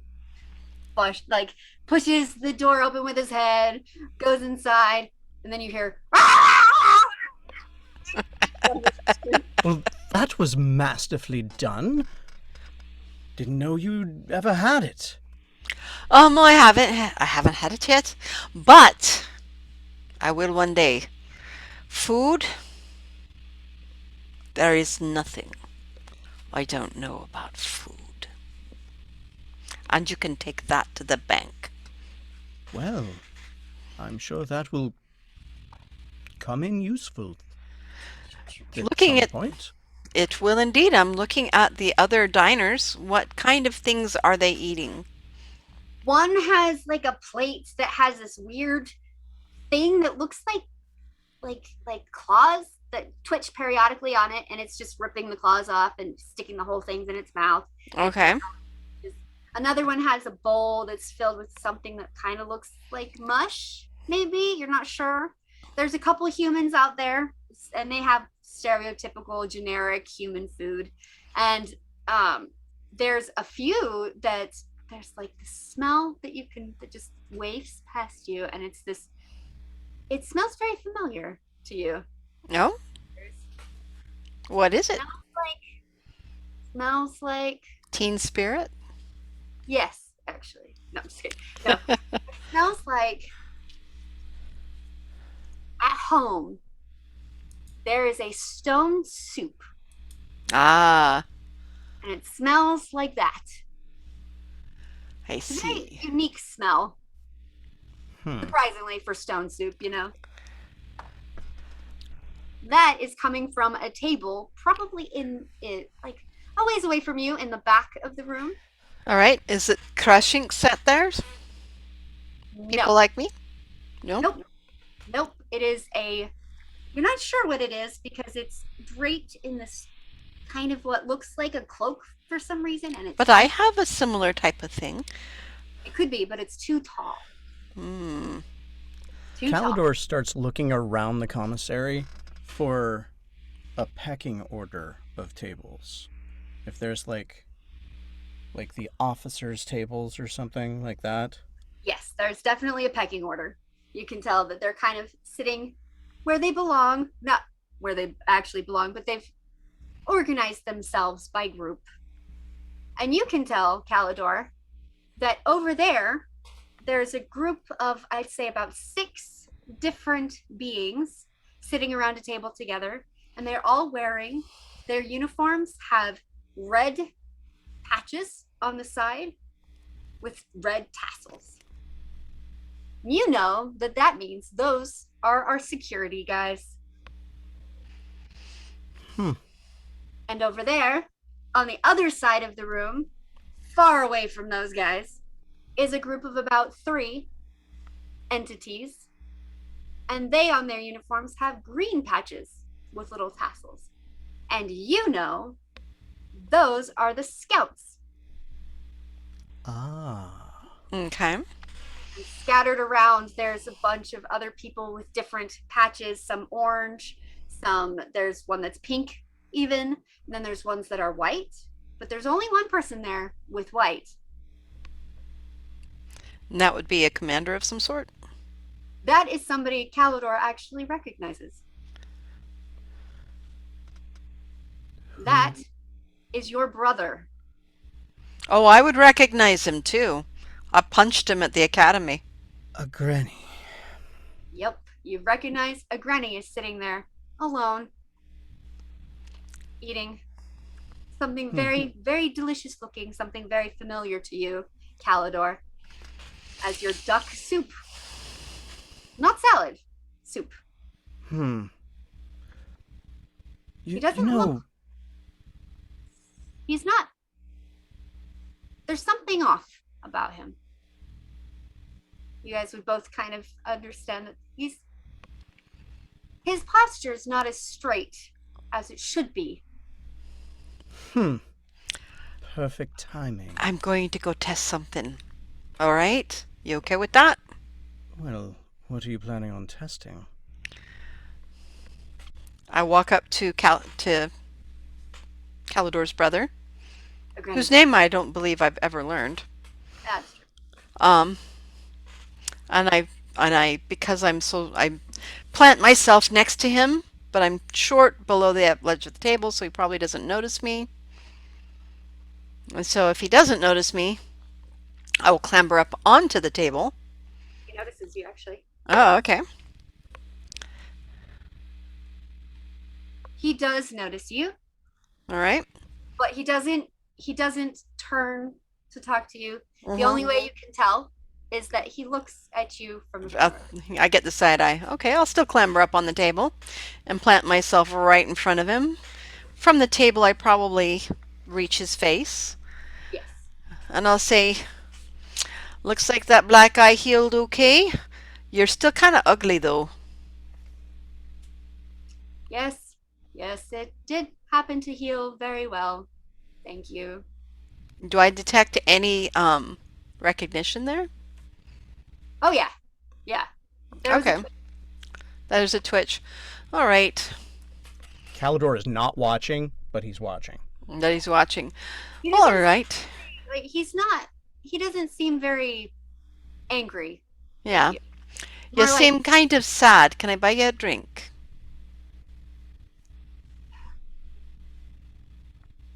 yes, I would absolutely appreciate a drink.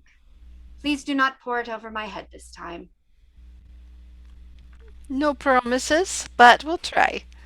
Okay, so tell me what's making you sad now. Hey, bartender! There's probably not a bartender, but I'm doing that anyway. Roll a oh god. And this would be I'm going to do an insight to see Okay. if I can kind of Tell what's going on. Or tell what's going on with him emotionally here. all right, all He right. remembers me, so his mind is still there. That would be a 17. You can't quite, you don't know what his problem is, Hmm. but you can tell that it is sadness. It's like a resigned sorrow. Like his pride has been hurt. Okay. Somehow. Okay. Now, and it's definitely like pride. Pride, Calidor, you'll notice that I'm. sure, but maybe it's something feels like disappointment. Maybe in Okay. himself, maybe in something else. You're not exactly sure. I'll side eye at Calidor. And he will raise an eyebrow at that. All right. What are you drinking tonight? I'll say to the brother. Have you ever had a human beer? At the academy, I did once, yes. It was foul stuff, but I drank it anyway. It's absolutely disgusting. Let's get those. Are you feeling like you need to punish yourself tonight, eh? No, we're having a celebration. My brother made it on to the warden. I'm sure he's very proud. I'm sure our parents are very proud. Well, I think your whole family has a whole pride thing, so I mean, he probably is proud when he shits, so He kind of cracks just a microscopic little smile that if you blinked, you would have missed it. Barkeep, bring us some beers! I'll shout. Calidor heard that, I'm assuming, Yeah, because that was yelled. Mm-hmm. Yeah, I know. Out of character completely. Um, completely out of character. yes, and so, but I will just plant myself on the top of the table, move some of the glasses off to the side, so that I can be up closer to his face to actually talk to him. Um, and, uh, and gesture for Calidor to come on over. When you do that, a granny looks over and makes direct eye contact with you, Calidor. And as soon as he makes eye contact with you, you can see this like he deflates a little bit more. Just weird. Really weird. He can't help but smile a little bit. And then Calidor will, on purpose, get a very fine red wine and bring that over Perfect, perfect, perfect. for himself to drink, because he heard about the beers. Oh, Yeah, they're so gross. So gross. Okay, so you come over and you sit down and you join the table. And when you join the table with your flourish, right, you put your wine on the table with your glass. You can swirl it. Little. You look at your brother. You see him deflate. You feel a little bit of pride there. You didn't expect that reaction from him for your success. I will. Are you quite well, brother? Yes, I'm fine. Thank you for your concern. All right, I raise my beer to the brother and clink his beer, even though he clearly doesn't know what I'm doing. He just was copying you. Yeah, slancha! And I will down it all in one gulp if I can. Oh, oh, oh, Makes oh, a very elegant oh. sip. To wisdom, health, and courage. And he'll take a sip. Once I'm done. All right. So tell me, Your Lord and Highness, Yes? if you wanted to go see everywhere on the ship so you would know what you're in for, which one of these uniforms would you be wearing?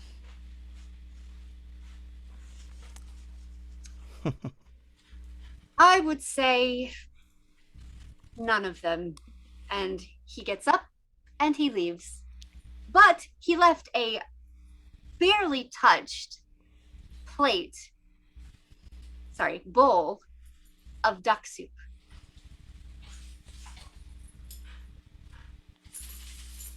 I look over at Calidor. Be my You gotta- guest. Grab. I don't This want moment- any of his I'll second- start to do this, and then I'll be just. I probably should use a spoon. So I grab a spoon and I'll say, "It's your loss. It's really good," and I will start drinking it I as slide over a napkin. on a napkin. And he said that none of these uniforms would be the ones you'd wear if you wanted to go everywhere on the ship. So we will have to find a little bit something else. Are any of these mechanics? You're not sure.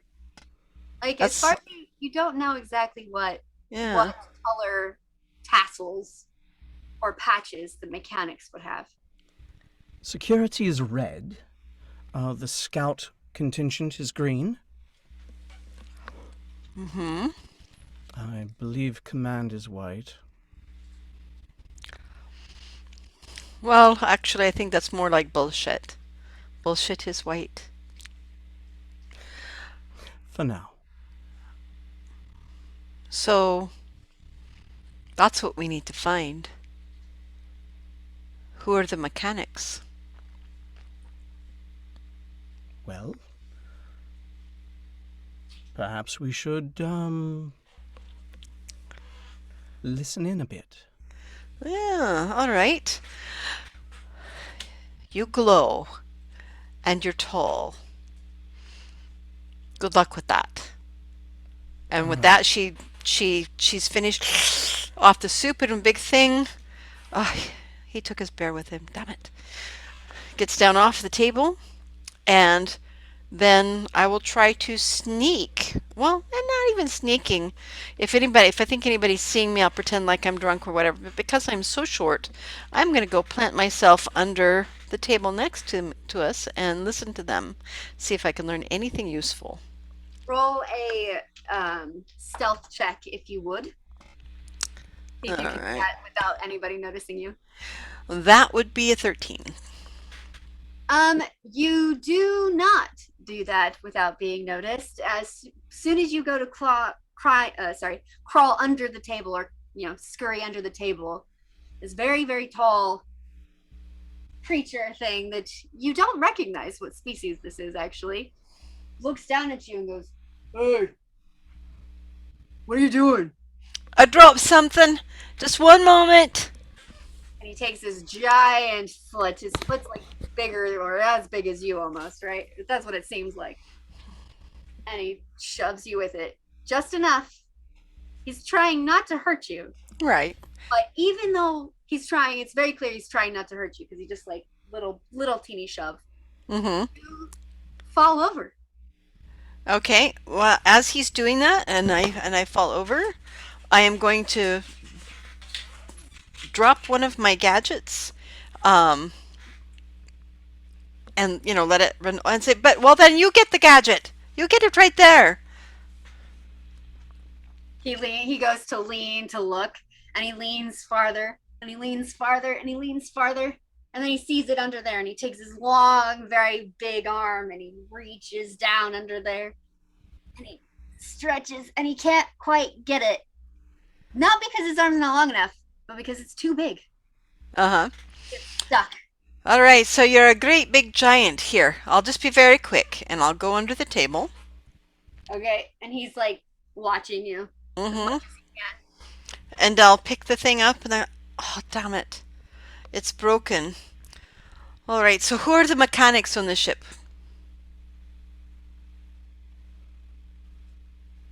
I don't know. What color tassels do they wear? I don't know. All right, what kind of tassels is this guy wearing? He's wearing red tassels. Okay, so he's security. So security doesn't know who the mechanics are on the ship. Is that because the ship doesn't allow mechanics? What kind of weird question is that? Ships don't allow mechanics? Every ship has a mechanic. All right, so what color are their tassels? I don't know. I've never seen one, man. They're like, I don't know. The mechanics don't really hang out with us. They stick to themselves. Do you know where? Yeah, they're like back of the ship. When you follow that corridor thing, you just keep going. Very end is where they are. I'm certain your mother is very proud of your intellect. She is very proud. I'm the smartest person in my clan. Oh, God save you all.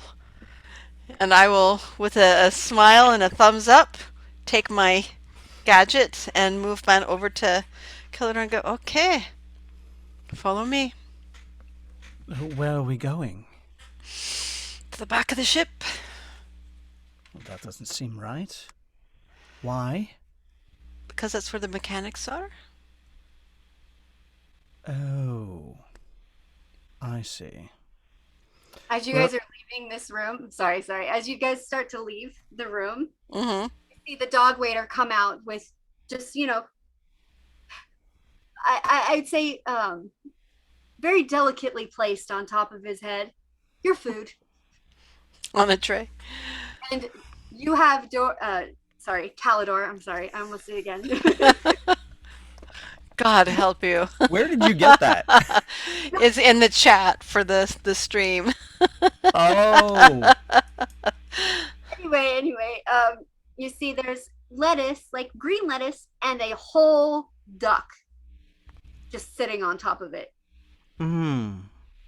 Dead, you know, cooked, but a whole duck. Yeah, but not exactly what you asked for. Not exactly what you asked for at all. Dear me, missed the mark, old boy. If you don't want it, I'll eat it. Fine.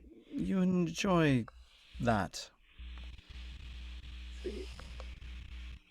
He goes and like toddles back, and you see him like with this dog like grin, and he goes back there, and then you hear.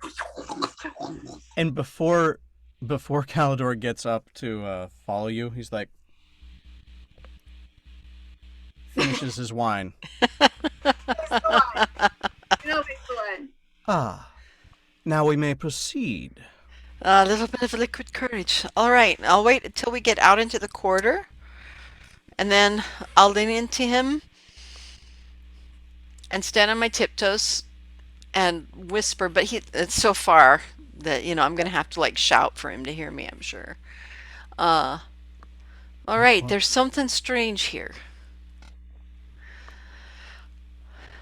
What do you mean? The security guy said he'd never seen a mechanic on the ship, that they didn't come here, that they only stayed in the back down the corridor. Well, I mean, it is a living ship. Not sure what role a mechanic would play. Perhaps some form of bioengineering? Well, the perhaps? thing is, not everything on the ship is living. I mean, look at all of the gadgets here on the walls. There's lots of gadgets, and there's lots of things that are mechanical that we put onto it, and the ship, but did we put it onto it? Well, I'm going to go up to the wall while Calidor's talking behind me and start looking at the technology. Is it anything familiar? Roll an intelligence check. That would be a natural 20, Excellent. which makes Please that a don't- 25. Don't try to eat anything. Please. I've tried metal. It doesn't taste very good. So what am I seeing about this, the technology and the things on the walls?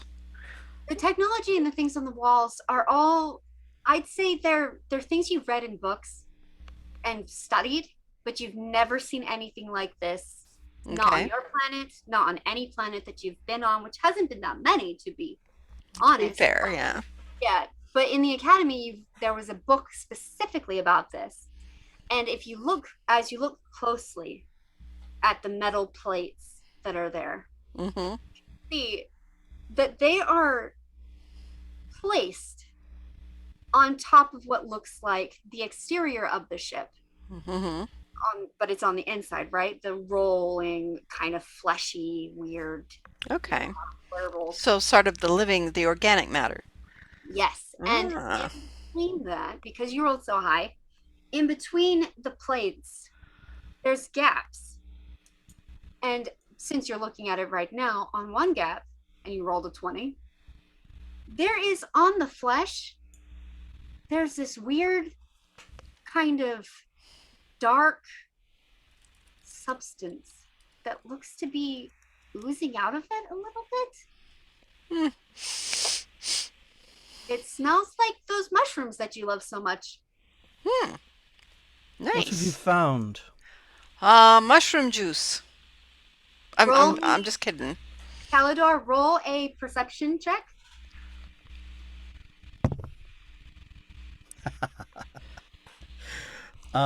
26. That's a natural 20. Nice. There we go. God damn, you guys.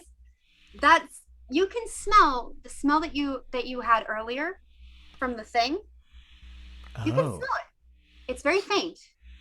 You can smell it.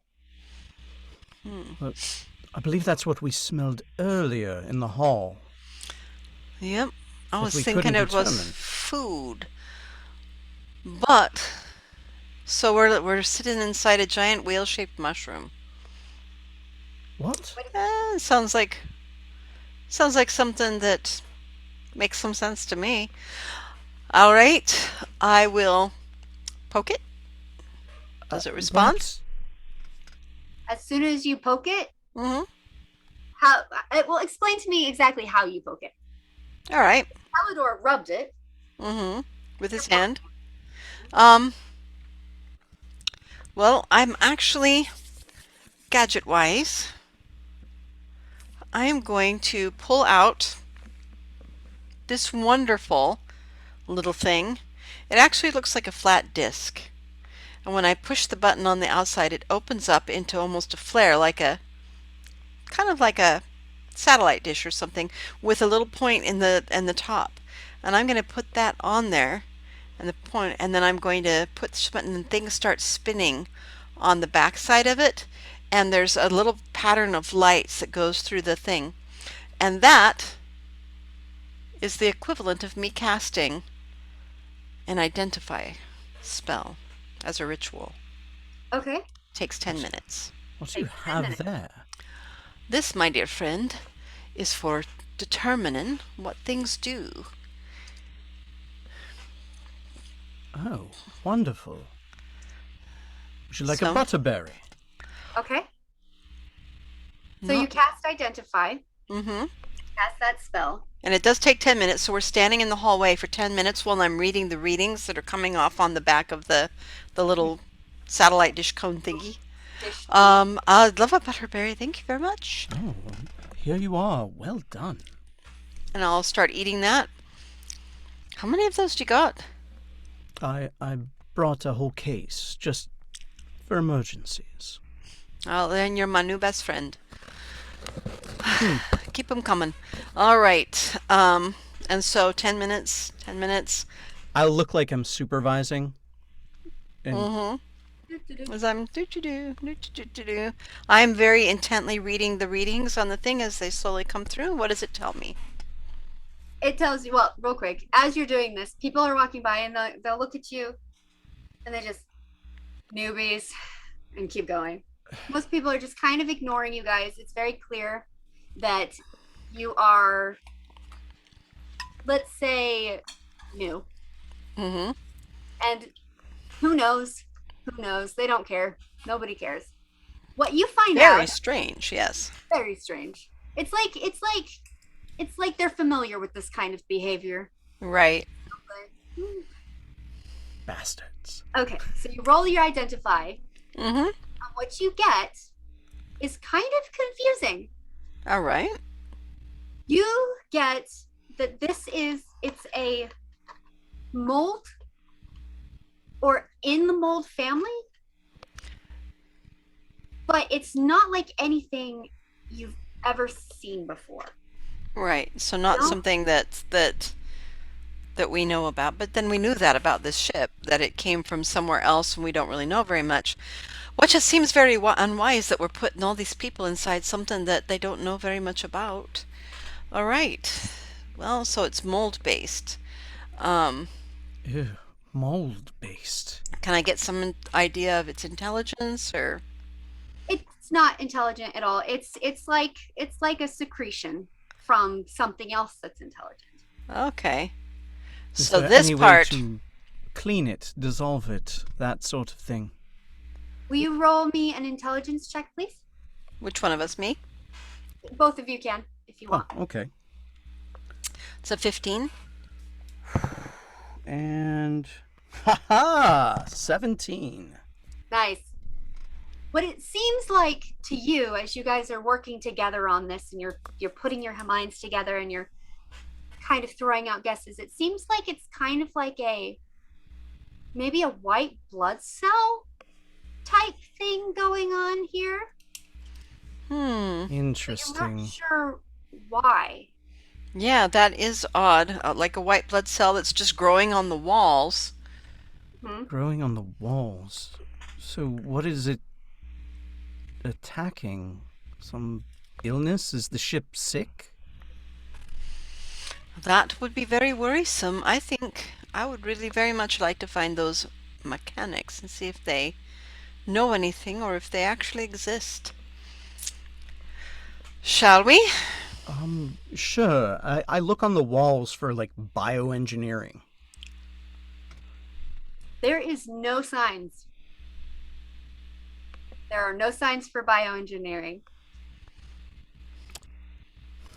Interesting. So what do you This guys is do? very unhelpful.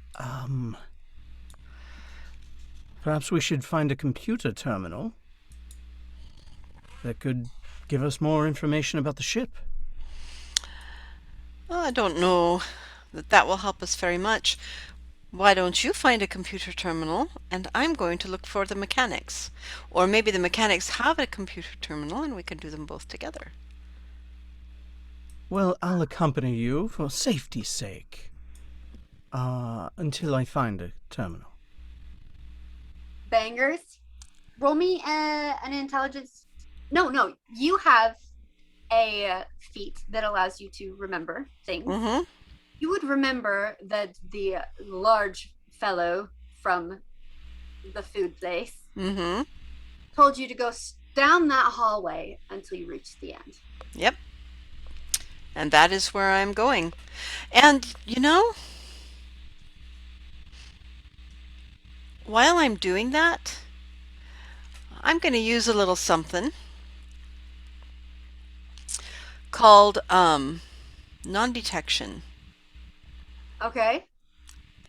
that I can use a few times a day as a free Is that action. what does that do? That makes it so, hang on. Non-detection. There we go. It's as if it was a third level spell. Okay. I can hide a target that I touch from any kind of a divination.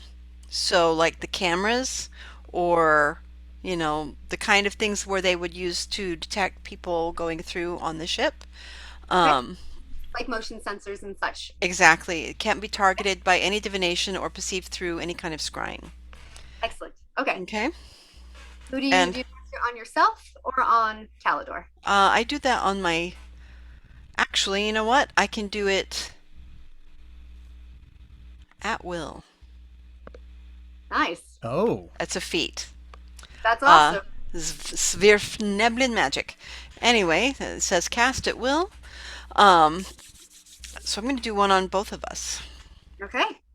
You both are now protected from being seen by any security cameras. Does that affect? It doesn't affect normal people, or if No. somebody walks past you, right? Okay. No, but any kind of scrying or divination, which in this world would be security cameras and motion sensors and those kinds of things. Things like that. Okay. Excellent. My thing is falling down. All right. Well, And I will good. say, here you go. Now we don't have any spying cameras watching us. Let's go. And I will lead the way down this corridor. All right. I will float behind. Float. And I'll look like I know what I'm doing. Excellent. People just continue to ignore you. Like they're not paying. It's night. It's a late. Everybody's been working long hours. They're all tired. Yeah. As you get farther and farther down the hallway, though, less people start coming out of rooms, out of hallways. They're not crossing so much. And it's less and less and becomes more and more empty. Interesting. Would you I both- will Terribly sure this is the right way. absolutely. Would you both roll me a perception check, please? Absolutely. Oh, and that is not my best perspective. That would be an 11. Ooh, 18 on the die, so that is a 24. I'm doing the absent-minded professor thing where I'm so busy focused on all of the technology that I'm not paying attention to really what's going on right around me. So no, I rolled an 11. Okay, excellent. All right, but you rolled a 24, correct? I did. All right. Calidor, you hear faintly in the distance a weird sound. It's like the sound of somebody struggling against something slightly metallic, like a kind of a bang or it. Yeah, that's pretty much what it sounds like. Bangalin, do you hear that? You can call me Banger. Or Bangers and Mash. Or just B. Don't call me Bangerlin. You haven't earned it. I don't hear. What are you talking about? There's like a struggle with metal up ahead. Come, let's quicken our pace. Indeed. And so we'll start moving forward a little faster with my little very short legs. I haven't. Are you trying to be? Are you trying to be quiet about it? Um, no. I Okay. am. He can Well, be you quiet. don't have He's floating. I'm going clack, clack, clack with my claws. Excellent. No, I'm thinking speed at this point. It might be more important, so I'm just going quickly. Okay. He said struggle, and that made me concerned. Excellent. Excellent. All right. All right. As you guys move forward, the sound, of course, gets louder, more violent. And as you go, you start to hear sounds of people shouting.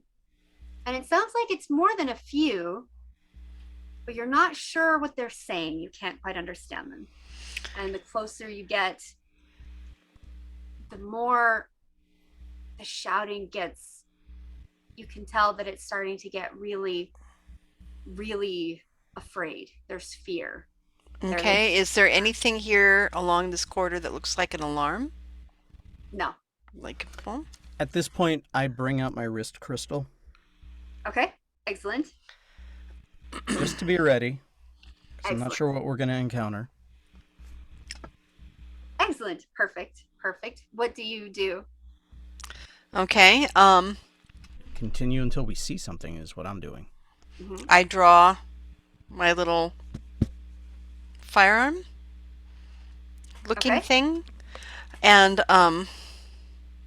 that little round ball that with all the buttons on it. Perfect. All right. All right. As you guys get closer, you see there's at the end of the hallway just ends in a very large door. And the sounds are coming from beyond the door. They're coming from beyond the door. Alrighty then. This is not looking good for the home team. I'm surprised there has not been an alarm cast of any kind, unless this is considered normal. Wish I knew where on the ship we were. Well, I'm being somebody who lives underground. Internal direction is pretty good. And I know that we are right here at the cross section of this, and I'll just kind of give him a little hand gestured diagram of where we are, kind of, in my understanding, on the ship. So what's on the other side of this door? That is the good question. What say we open it and find out? And I will step aside and gesture to the tall and confident one and let him try and open the door while I prepare my gun and my ball. Beep boop beep. What are you going to do to try and open the door? Like you're just going to try and put in random numbers? Well, I'm sure there's like a general open door code for the academy. Yeah. Yeah. So I'll try the basic stuff. Okay. None of that works. Behind the door, the sound gets louder and louder, and there's a voice shouting that sounds a little familiar. Well Who's then, there? here, 1 second. And I will I will push the button on the sphere that does the equivalent of, I'm blanking on the name. Is the equivalent of Open lock. knock. Knock. Yep. Okay. That does work, I believe. That's an automatic effect, right? It's not, you don't It have is. to roll for that. I Okay. don't believe so. Yep. All right. So the doors slide open. And when they do, they reveal chaos. There is another one of those very, very tall fellows, Mm-hmm. big feet and the long arms, and he is raging. He's swinging around and he's spinning and he's just like kind of foaming at the mouth a little bit, and his eyes are wide and he's got veins on his forehead that are just popping out. And are all around him are a bunch of people that you've never, you didn't see wandering around the ship. You didn't see them in the comms room. You didn't see them at the orientation. And Sarah is there as well. All right. So do I think these might be the missing mechanics? Maybe. Or are these like fighting forces? Are they armed? Sarah, what's happening? Sarah, as soon as you say that, she turns and she sees you and she goes, I don't know. He just went berserk. We don't know what's going on. We've got to stop him. We need to like, and you look and there's like a couple of Xerxes holding on to this guy's arms, trying to hold him down, and he's just swinging them around like effortless, kicking, and he's like, no weapons are being used. He's just using his arms and his legs and his anything he can that's around him, and he's banging things into the wall. And you can Um, see people who look like they probably were knocked unconscious, and there's others who are trying to pull them out of the way so they're not under his feet. They don't get hurt anymore. So do we want to kill him or do we want to just try and stop him? well, we need to stop him and then question him. All right. Well, I mean, that's Roll me, both of you correct roll me a protocol. perception check if you would. okay. 16. 22. All right. He's definitely more perceptive. Maybe it's because I'm short. I've got a high wisdom. Yeah. All right. All right, Calidor, with your perception check, you notice that the walls in this area, that black gooey stuff, it's a lot thicker here. Oh. Your white blood cells. They're everywhere. All right. I wonder if that's... Strong. It's a strong smell. Does anybody else look like they're going to go berserk by any chance? Or just this big thing? Can't tell. You can't Okay. tell. I Everybody's really can't tell. focused on that big thing right now. Nobody's really seeing anybody else or paying attention to them. So does the big guy, the big security guy, does he have that stuff on him? The black stuff? No, he does not.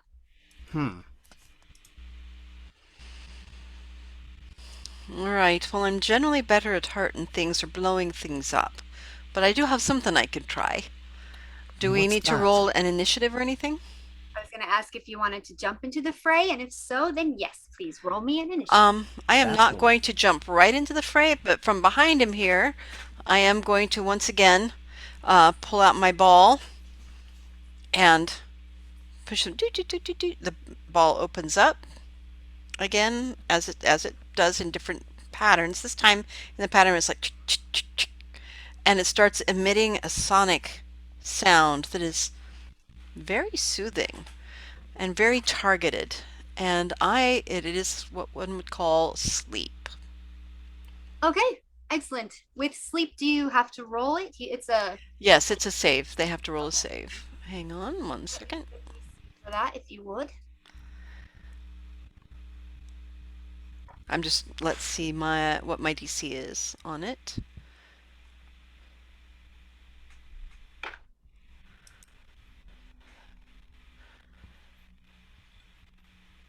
Okay, 5d8 to determine how many creatures within 20 feet of a point I choose, which is centered on that guy. Okay.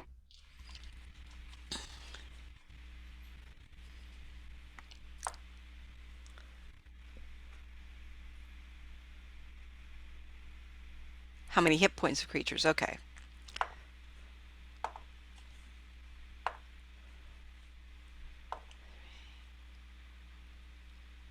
Kudunk, kudunk, Yeah. kudunk. That would be 32 hit points worth of creatures.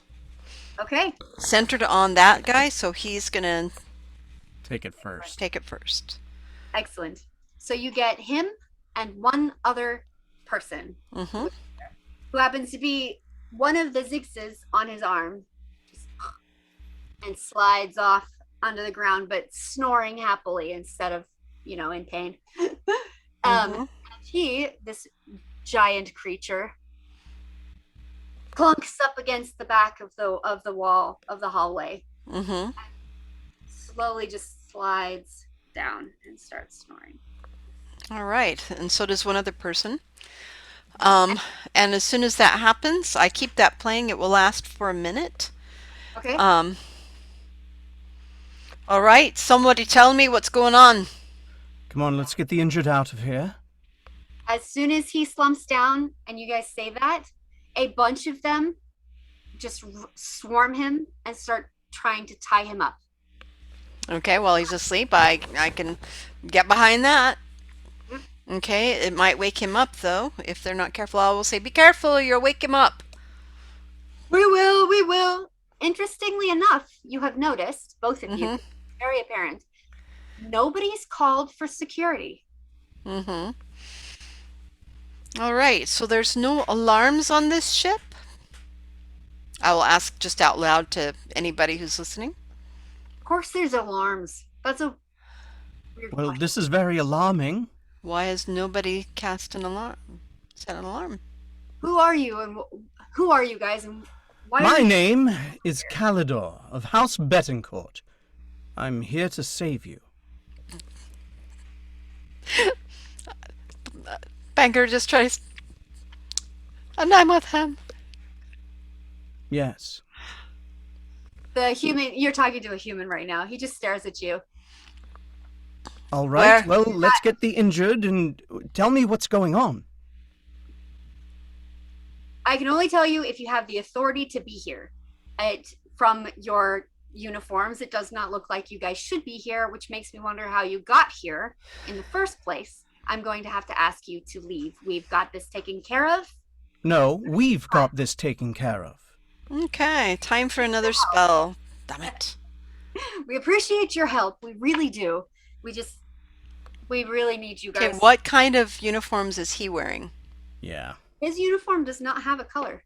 It does not have an insignia on it. No insignia. And no tassels. No marking. No marking. Okay. Does it have a name or anything on there at all? Nope. While he's looking over at our friend Calidor here and his tall, very imperious self, I am going to cast Disguise Self to make my uniform look just like his, only much smaller.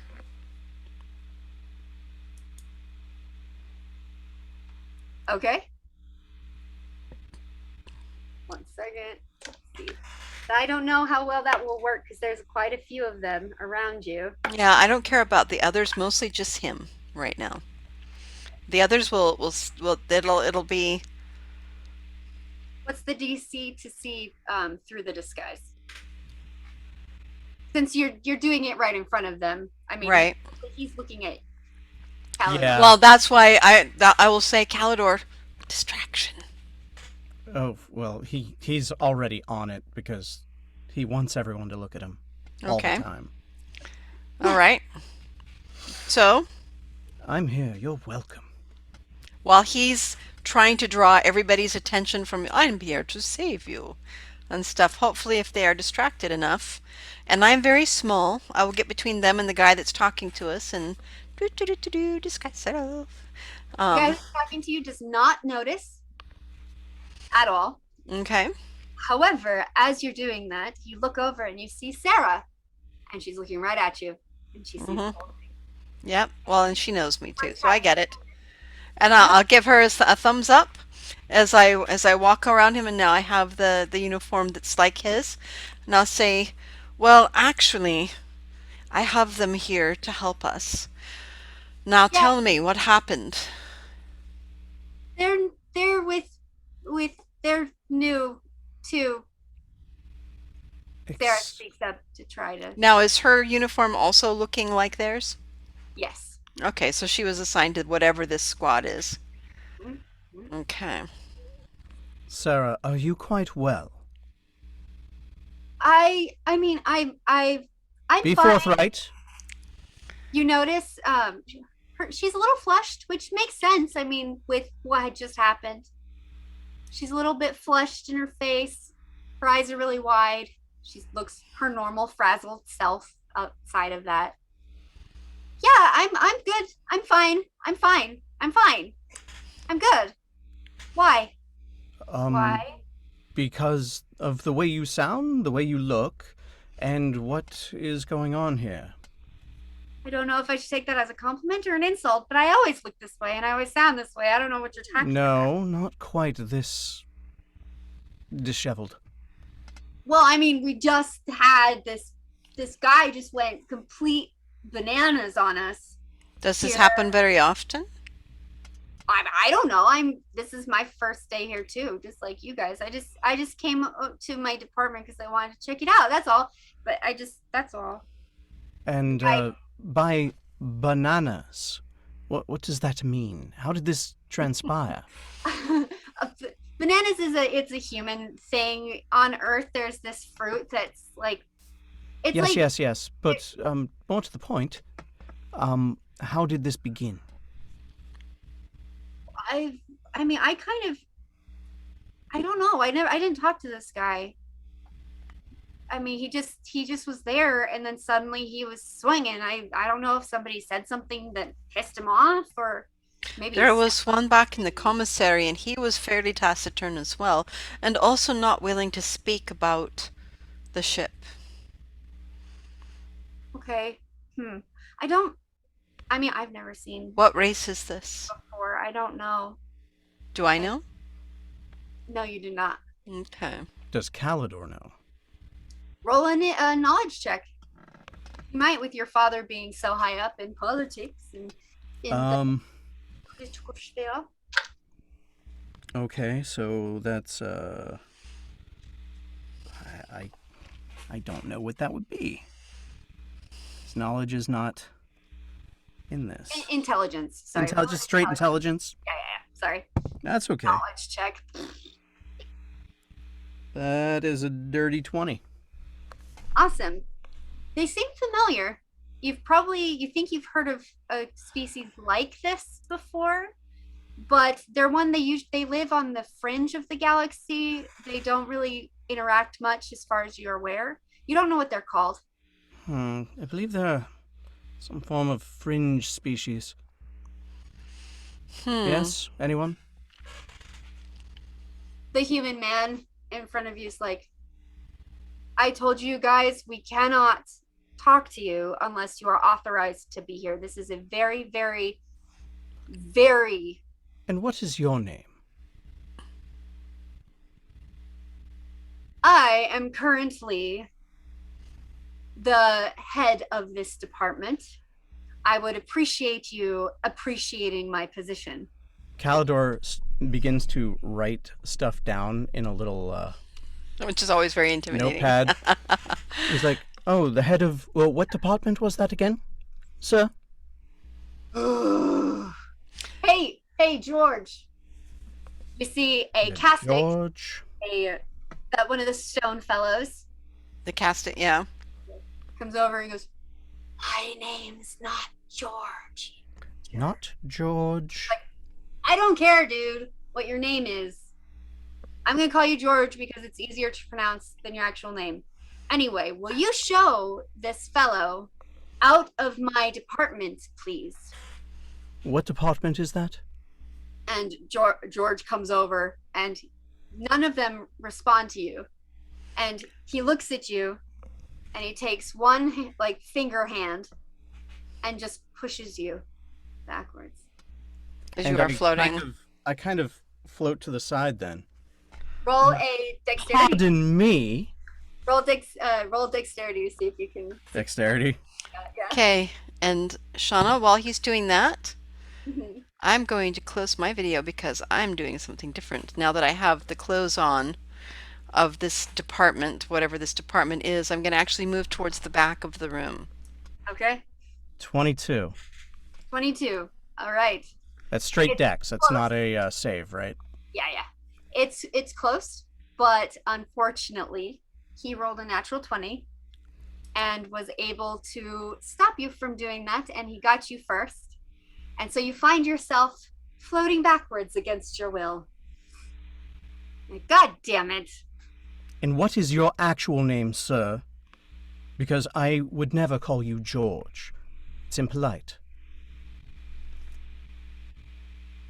I appreciate that. What is your actual name? I would be honored to know it. It's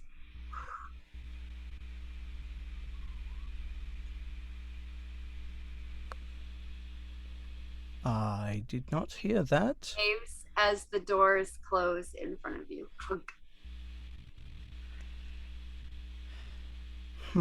God damn it.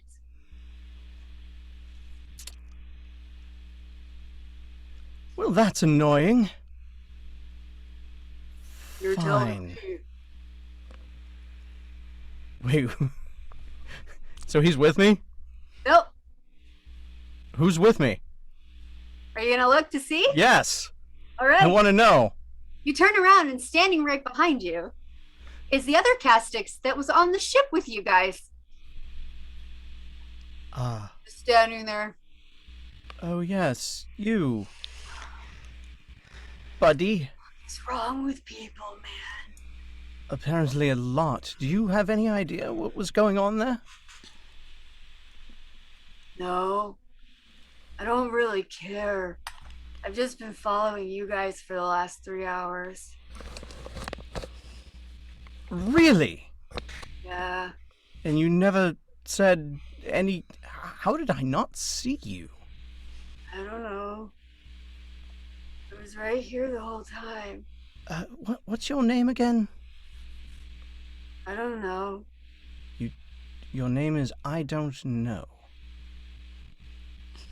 I don't know how to say it in English, man. Well, then just pick an English name that you like. George? Oh, damn it. Right then, George. Wait a minute. Where's Bangerlin? Oh, she went that way. And he points past, like, where the door is.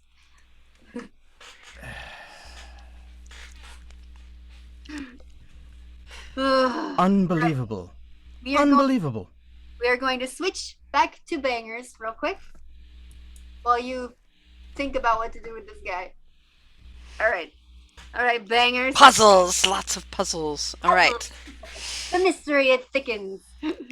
This is one of those times where I'm hoping the fact that I'm small will help me feel a little less obvious to these people who are busy binding up this guy and the captain dealing with Caledon and all of his wonderful arrogance. And I'm just moving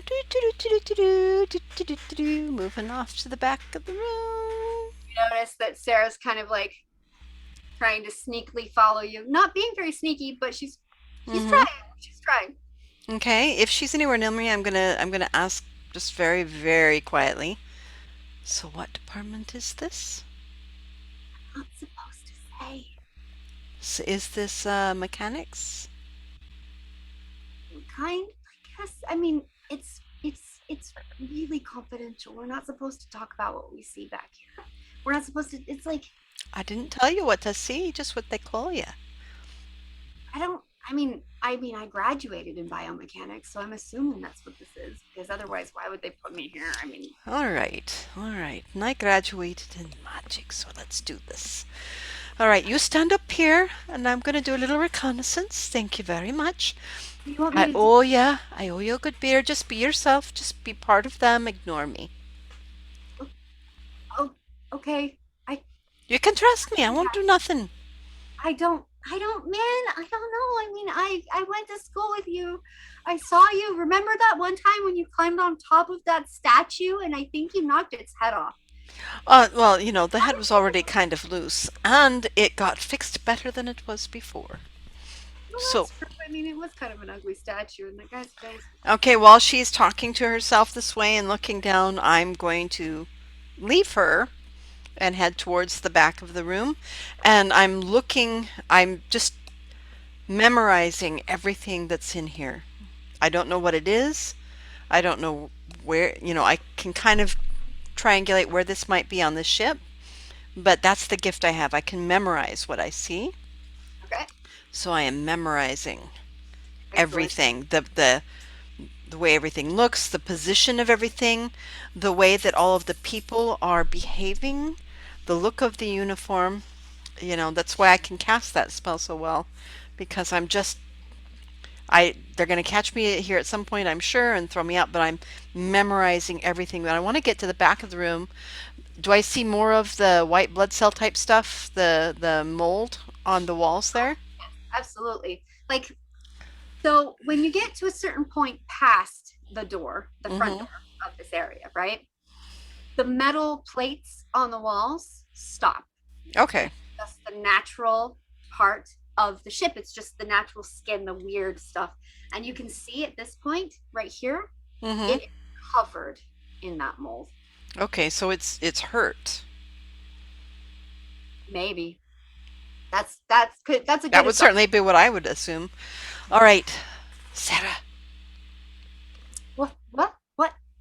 All right, so you're here. You're a bioengineer. You guys are supposed to be taking care of the ship, right? Yeah. I know that stuff on the walls, that's like it's white blood cells. It's got. Are we an infection in it? Are we hurting it? No. I don't think so. I don't know why it's doing this, but apparently this is not something that it does most of the time. And All right, well, I didn't identify on it. Something that only my people, the geomages, can do. okay, what did you see? What did you get? That it's that this stuff, it's mold-like and it's an infection. It's white blood cells trying to kill an infection, actually. There's Yeah. something here that's hurting the ship. Yeah, well, we knew that part, but we don't know what's hurting the ship. That's like that's I we This is the time when being a mage might help you. well maybe. I mean we could talk to my supervisor about it. Maybe I can convince him, but I mean, I this is my first day. I don't want to get kicked off. I While we're just here and she's chattering, keep chattering. I'm going to take a little piece.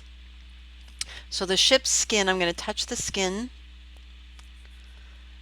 And then there's the mold stuff that can come off the skin, right? Mhm. And I'm going to take a little piece of it and I am going to put it in my mouth. And I'm going to eat Okay. it.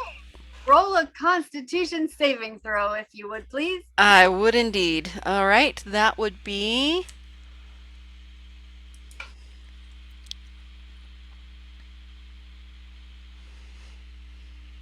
15.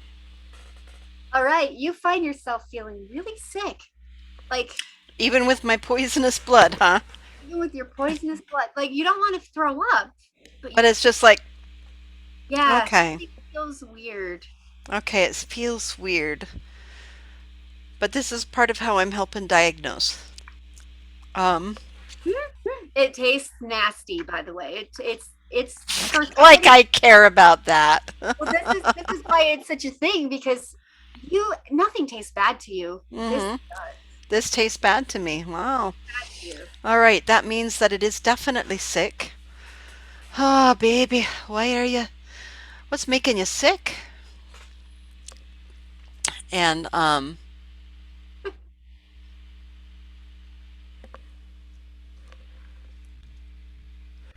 look around. Can I get a little piece of the skin off of the ship? Just a little piece. As soon as you start to like pinch it Uh and peel, huh. the ship vibrates. Ah, okay. No, I won't do that. Thank you. Thank you very much.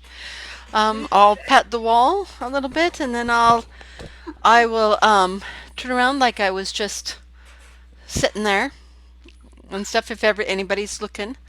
Doot, doot, doot. Oh, they're all looking now. They're all Mhm. looking at that because they're all looking around at the ship like, oh shit, what happened? Who did that? Who did that? Somebody did that. And they look over at Sarah and she's like, and she She completely, rats me out. All yeah. right. She never gets any of my beer again. All right. Um, Well, and I I'll want turn my on job. and I'll turn And around and I'll say, "Fine lot you are. You're stupid as a bunch of stones. The ship is sick. Why aren't you helping it?" we're the kind of asshole dude from earlier because that is exactly what we're trying to do. You do not belong here. But you know what? You As you're need me. talking, they're completely ignoring you as Uh-huh. you're trying to convince them to let you stay. All right. Talking, keep talking, and I'm they're still talking. like, But you guys need me. out. Well, no, if They're they trying touch to. me at all, No, they're not touching you. okay, then I'm not going to move. They're gonna get uncomfortably close to you. That's just fine. I'm used to that. I'm very small. I dig my claws in and I'm going to keep talking. You guys need me because I can do things that you can't. You And dig I've been able to find out information you haven't already on my first day. you dig your claws into the ground. Uh-huh. Yep, The like whole that. thing vibrates again. More, and you realize this is the first time you've realized that the ground is also Part of the skin. skin. Yep. That's fine. That's fine. And if you guys want to hurt the ship, you can try and move me. Otherwise, leave me alone. They do not really fall for that, and two of the rock guys come and they just kind of pick you up. They try to pick me up. Oh, you try. Yeah. Okay, which means I dig my claws in and I actually do cut the ship, maybe. There's a loud bellowing noise Mm-hmm. Like a that's bellowing. Okay. My little claws, it tickled it. it's not a happy bellowing noise, No, and I it's know. so much that it's a little bit difficult to keep your balance. Luckily for you, you're Mm-hmm. used to, unstable surfaces, Yep. stone walls. You've just got your legs, your feet dug in, so you're holding yourself there just fine. But everyone else has to try not to fall over, and you have very good hearing. Mm-hmm. That loud noise hurts you. Okay, so it's a sonic kind of thing. Does it feel like it's an attack, or does it feel like it's just screeching and I can It's hear it? just screeching, and you can hear it. Okay. It does. Where is this?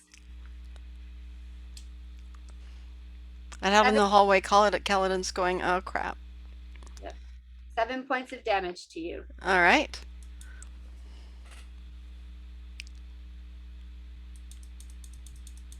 Sarah falls over. Ah! All right. Ow. Ow, ow, ow. Sarah scrambles up next to you, and she's like, "If you leave now, I'll find you, and I'll tell you what we know. All right, Please because don't hurt the ship anymore." well, that's sometimes how you have to fix it too. That's what the doctors do, anyway. All right. All right, all right. I'll go. And I let them pick me up and I let them throw me out. And they throw Sarah out with you, by the way. Okay, and they throw Sarah out with you. Sorry, Sarah. Yeah, it looks like that group is up for trouble anyway. Man, you don't even know. You don't even know. Well, look who They're joined us. As I "Ah!" Well, we have some things to be talking about. Come on, guys, I'll buy you a drink. I don't want to drink. I'm not thirsty. I want to go to bed. This was a sucky night. You know, I think that we need to buy you a drink because you need to tell us some things. But Because we don't know what's going to happen with his ship during the night. It's clearly unstable right now. Perhaps some herbal tea to help you sleep. how about, okay, so you guys come with me to my room and we can talk there. All right. And I can All set up a right. thing so that people can't hear us. That would be probably good because I don't want to lose my job. Like, All right. so I'm gonna try this. Okay, so we I had don't know. I mean, I feel like maybe this is like some kind of orientation or something. Maybe they're just playing a trick on me and they're trying to see how I do under pressure. I don't know, but we shouldn't have to be doing this under pressure. I mean, this is like my first day. This should be something safe for like the first month or something when I'm ready and I'm pushing her Oh. towards her room. Calm down. She's just blah blah blah blah blah as you guys go. She How opens on her door. earth did she get valedictorian? That is a good question. Yeah, and intelligence is not necessarily indicated by social grace. All right. So you guys get to her room. You get inside the room. Mm-hmm. When you get in Yes. there, some interesting things that you see. Yeah. Want to roll a perception check for me? Oh, yes. Yes, very much so. Ooh, nice. Ooh, that would be a 20. Oh, That excellent. is, 18 plus 2. 23. Excellent. Excellent. So you guys see pretty much Perception everything. through the roof. Yeah. You notice on her desk, it's as if she's been here for a lot longer than she should have been, which is a little weird, but not too bad. There's a petri dish. There's magnifying glass. In the petri dish, you see some of the black gook is in there. You look around and you see she has a whole bunch of things that you don't remember her carrying in with her. So these were maybe already here. Yeah, and they don't look like, not everything looks like they fit her either. Yeah. There's some clothing that looks like maybe it was for a much bigger. Okay, so this was somebody's room before. All right. I will say, whose room was this before? I don't know. They just put me in here. That's weird that they haven't taken out the clothing and stuff. There was nothing like this in my room. Yes, mine was spotless. Mm-hmm. Really? Like they. I thought I mean, I don't. Am I being picked on? Am I being singled out? I don't understand why, why why do I get the old room that's filled with a bunch of random shit? Okay, the petri dishes, are they open to the air? I'm going to walk over to all of the plant life and things that are right there, the stuff, and just start really perusing it. Why don't you just tell us exactly what happened since you got here? Well, okay, so when we got here, so we did the orientation. It was long. It was boring. It was really annoying. I think my brain's gonna explode from it because I just. Ugh. Yes, yes, yes. We did the orientation, and then they let us go to our rooms, and I just came to my room, and I sat here, and I unpacked a little bit, but there was already all this stuff here, and so I cleaned up a little bit, and then as I was looking at this so I was looking at the petri dish and the thing in it, and then that other human person who's kind of an asshole, he came and he got me, and he's like, "You have to come with me right now," and so I followed him down the hall, and the hall was so fucking long, and it just, I don't even know. It just, yeah, you guys were there, whatever. But so we went through the doors, and then we went in there, and he was showing me all of this stuff and the equipment, and he was showing me the back room that was, I didn't know that that's how things worked on the ship. Okay. Can you slow down a bit? First of all, who is he? What was his name? Oh, my supervisor, dickhead guy. His name is Dickhead Guy? Yes. Dick? No, his name's actually like Richard, but everybody was calling him dickhead guy behind his back, so. Richard Dickhead Guy. Yeah. Okay. Oh, if you say that to his face, don't tell him that I told you. I don't want to lose my job. I can't. I would never, but I am going to call him that to his face. Okay. Please That would be great. continue. I want to see it though, but don't tell him I told you. Just don't tell him. So when you said you didn't know how things worked like that here, Yes. worked like what? What was the working? Yes, explain this.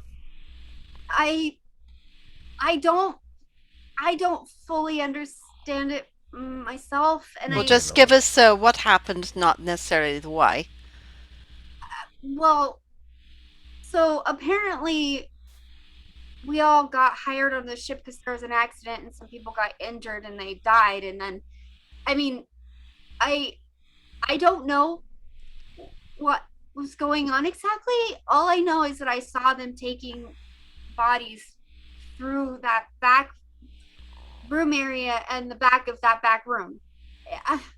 It's so confusing, and I don't What understand. was through the door? Did you see? What were they doing with the bodies? I don't know, man. I didn't see that part. I just saw them like wheel them in there, and then they closed the doors, and I didn't get to see anything else, and it was dark in there. Okay, I'm going to be going through the bigger uniforms to see if there's any kind of an identifying anything. Are they the same kind of uniforms as Dickhead Richard, or is it different? Trying All to of get a the sense of who it was before. all of the uniforms have different colored tassels on them. Oh, so it's a lot of uniforms. Sarah, Ah. Yeah. all living things must eat, and believe me, I know me some eating. Eating is very important for every living thing. It doesn't matter if it's a tiny single-celled creature or if it's a great big space whale. Oh, dear Lord, are you I don't know suggesting? what What does I the ship eat? I mean, as far as we know, so I studied the ship, right? That's how I'm biomechanics and all that fun stuff. But like, as far as we know, the ship eats. Like, you know how in space there's nothingness. Yes, it's a vacuum. Yeah, but there's something there in space. It's not actually just a vacuum. There's some things there that the ship absorbs from the exterior, and that's what. So, space dust or cosmic rays or something? Yeah, exactly. Or all of the above is what I I was. look over at Caledon. Mm.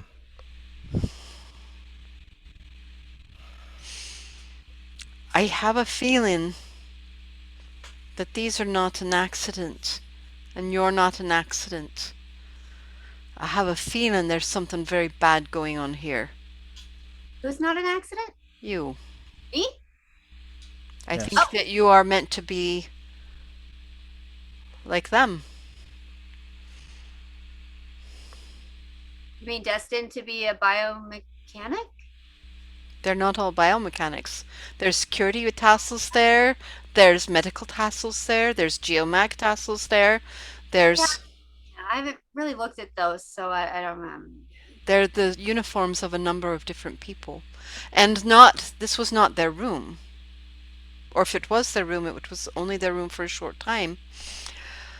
Are you trying to are you are you trying to say that you think that they're gonna Feed you to feed the ship? No, no. I mean, come on. I got valedictorian somehow magically. Uh-huh. I'm the best biomechanic of You're, my discipline. I'm Sarah. Sarah, I love you. You know I love you. Since the thing, but you're dumb as a post. Excuse me. And so the fact that you are here as I valedictorian means something a little different than I think what you think it means. Explain to me these petri dishes. What's going on here? Yes, give us a little demonstration of your biomechanics. I'm sorry you guys are putting me on the spot. I'm feeling a bit attacked right now. No, I need we want to I need learn. my safe space. Well, let's talk about this in the morning. I'm sorry. I It's been a very rough day. I'm sure you guys are tired too. Can we talk about this in the morning? We'll have breakfast. I'll tell you everything. I know. I just I didn't I'm feeling so overwhelmed. I don't know what to do anymore. Looking at the petri dishes in the room, what's exactly in them? What's going on? In the petri dishes, it Mm-hmm. looks like Because you it's said some of it was the black mold stuff, right? some of it's the black moldy stuff, and in another petri dish there is a powdery weird substance that's kind of like it's kind of a very pastel brown, and it's powdery, it looks like. Okay. So it's not so Hmm. like something I've seen before on the ship. All right. Well, Caledon, come here. Yes, yes. While she's over there crying. How good are you at swiping stuff? I want to take these petri dishes with us. Um, I certainly don't know what you mean. And then he takes everything. Okay. Okay, and Sarah, I slap her on the back.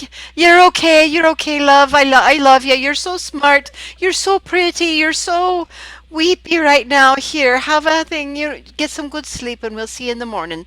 And we leave with all of the petri dishes. That's all you need is just some rest. Okay.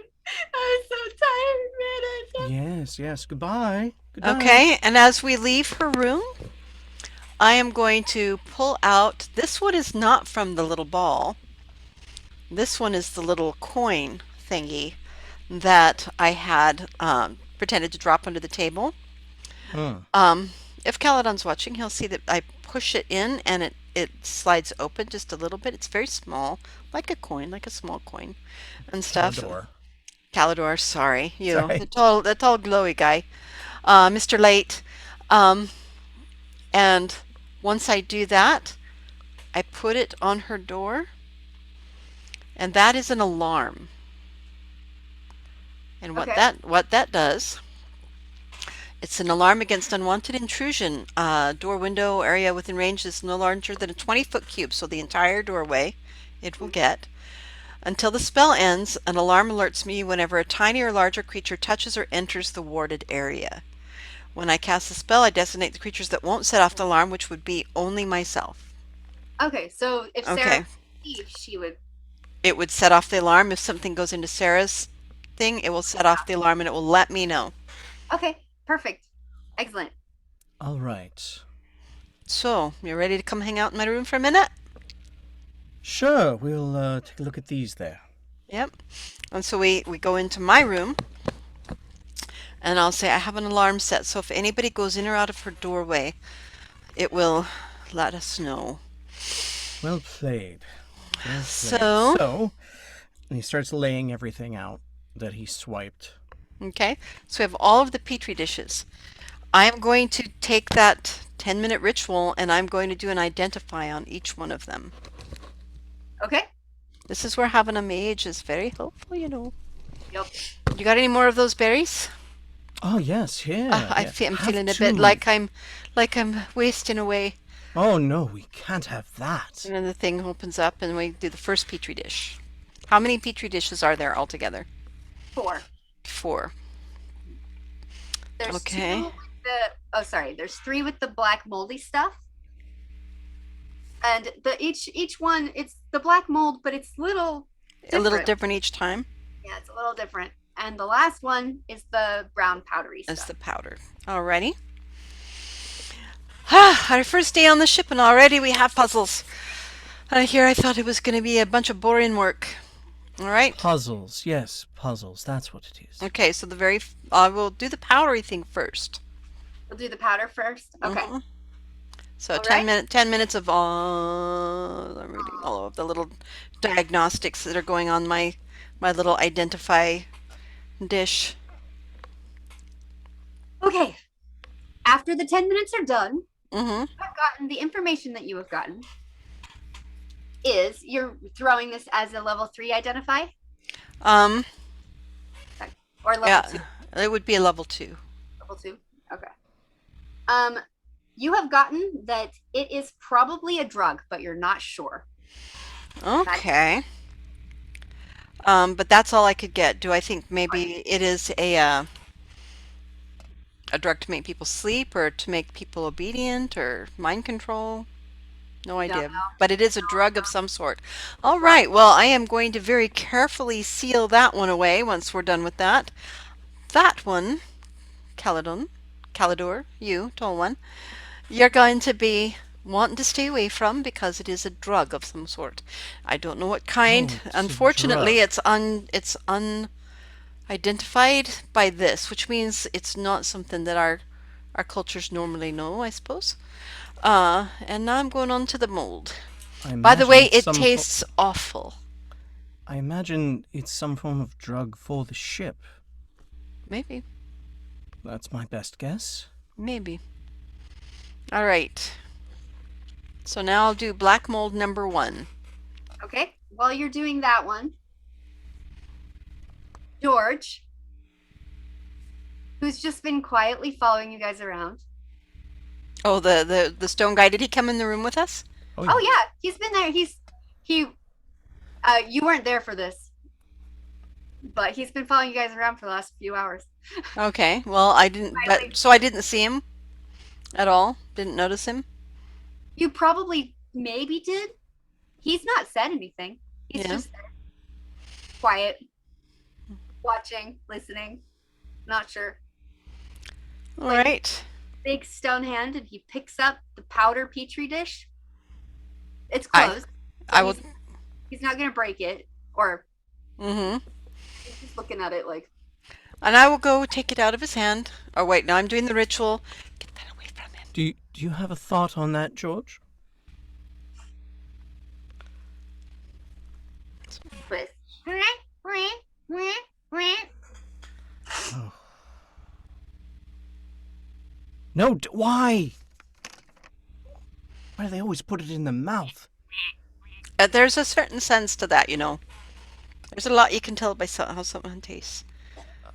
All right. And he just kind of passes it to you, Calidor.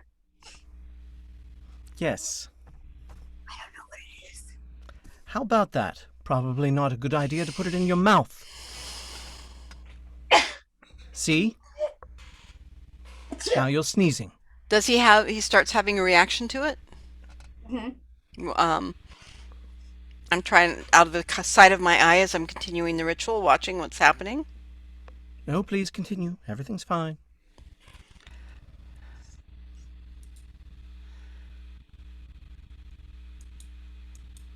Yeah, all fine.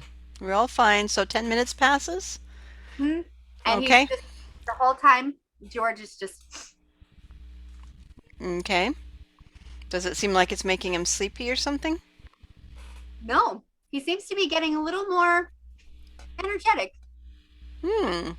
Interesting. All right, and so the first mold thing, which is mostly what I'm focusing on as I'm side-eyeing George. You know, Georges are always trouble. Every single time. Really? Yes. I You've think it's something met to a- do with the name.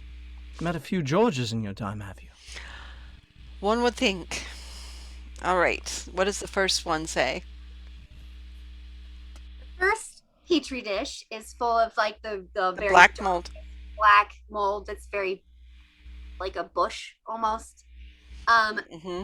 That is, it's saying basically just the same thing as the other one. There's nothing new about this one. Yeah, this is more like what was on the walls.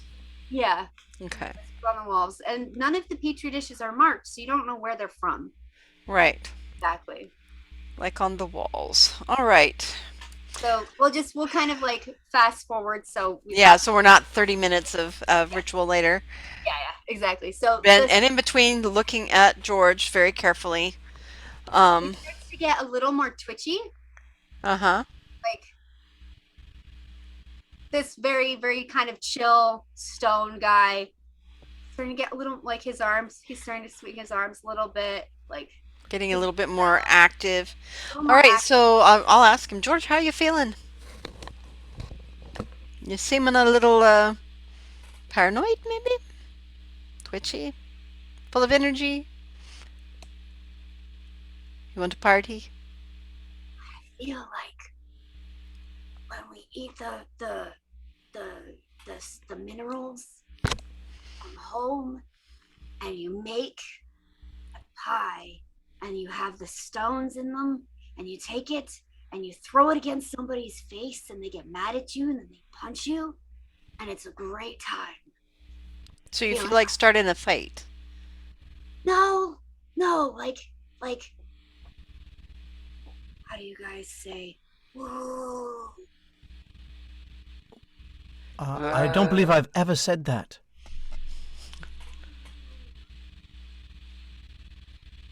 No? I don't. So are you going to start going crazy on us and trying to swing at us and stuff like that other guy back in the room? I don't know. You don't know. Is George currently swinging the arms around. He's just doing this. He's not swinging like this or anything. He's just like when a kid's there and they have a lot of energy and they want to move, and Yeah. they're just staying in the same spot, so they just like swing their arms a little Yeah, bit. so he's antsy. Feeling, yeah, little energy, little Hmm. antsy, little Well, something. while I'm finishing this up, do you want to take George out to get a drink and have a little bar? You want to Right? take you George for a walk? Mm-hmm. Sorry, bad joke, bad joke. Um, I don't want to, but sure, I'll take George, perhaps back to George's own room. Probably a good idea. George, where's your room? Perhaps you could show me. And I'll start the ritual on the second petri dish while that's happening. George just looks at you like this. He looks a little. He's starting to look a little high.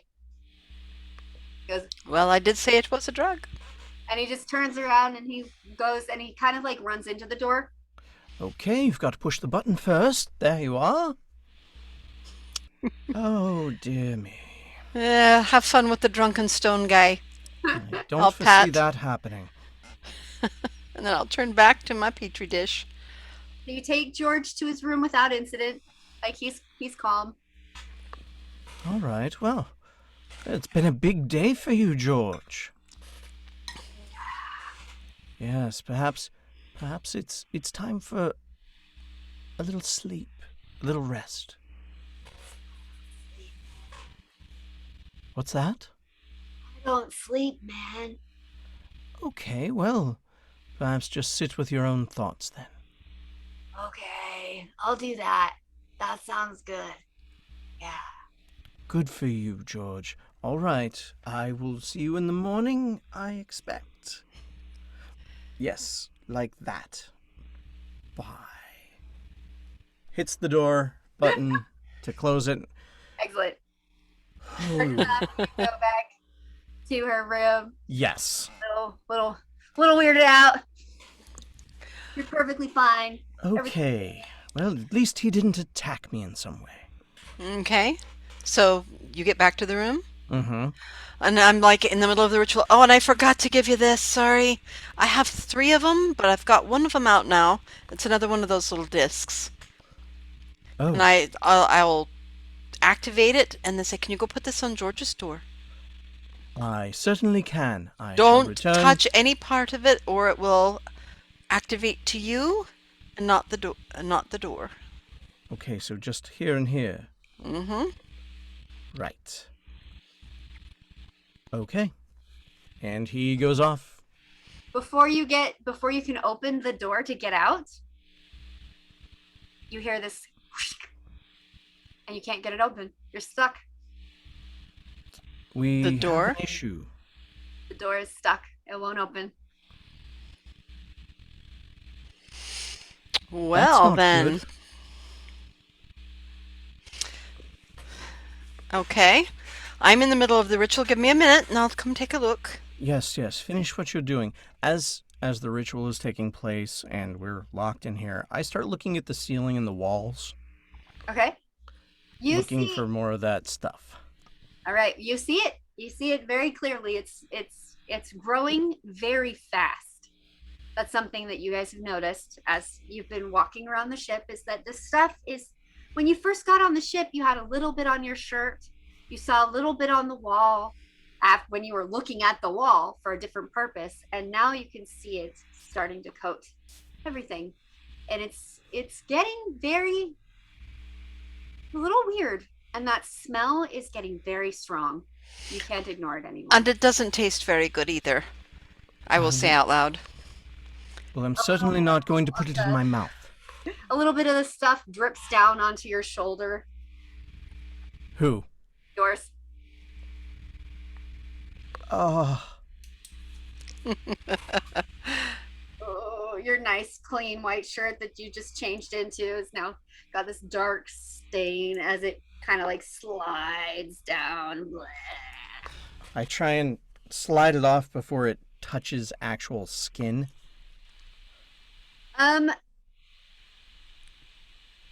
Go for it. How are you going to try and slide it off? Are you going to use your hand or be something else? No, gravity.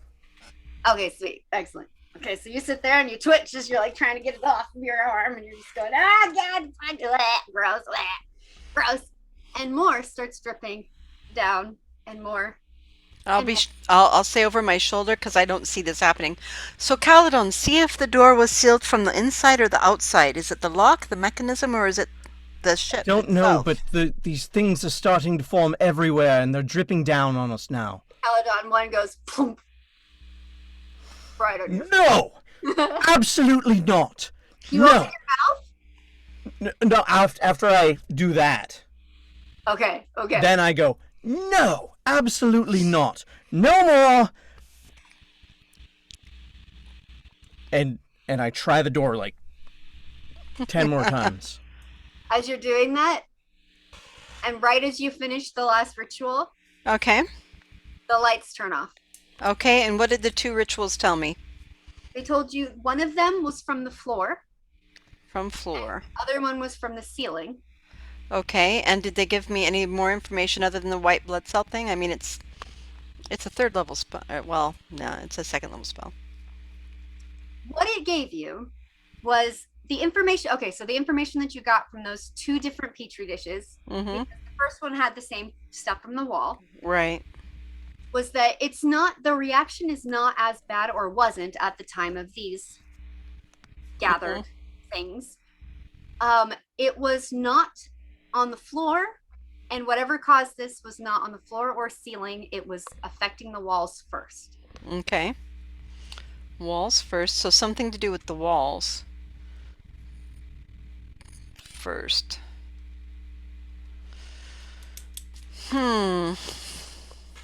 So now the lights are out. So he's glowing, but I'm doing good because I can see in the dark. We have to get out of here. The stuff is going to drip on us more. And you don't want to get dirty. That's why you want to get out of here. I think that your priorities are a little strange. I'll come up to the door. We'll look at it. Now, I don't know how to, like, pick locks or anything, but I could do another spell. I don't want to, but I could. If I Paladin, need to. what did you do with the petri dish with the drug in it? It's in my pocket. Okay. Yeah, closed in the pocket. Roll me a Constitution saving throw, if you would. Okay. Sorry, I'm not That's- trying. No, that's okay. That's a 12. That is your job as the GM. You start to feel a little nauseous. Ugh. Yeah. A little. And you realize that when you went like this, you got some on your lip. And when you talked afterwards, you got some in your mouth.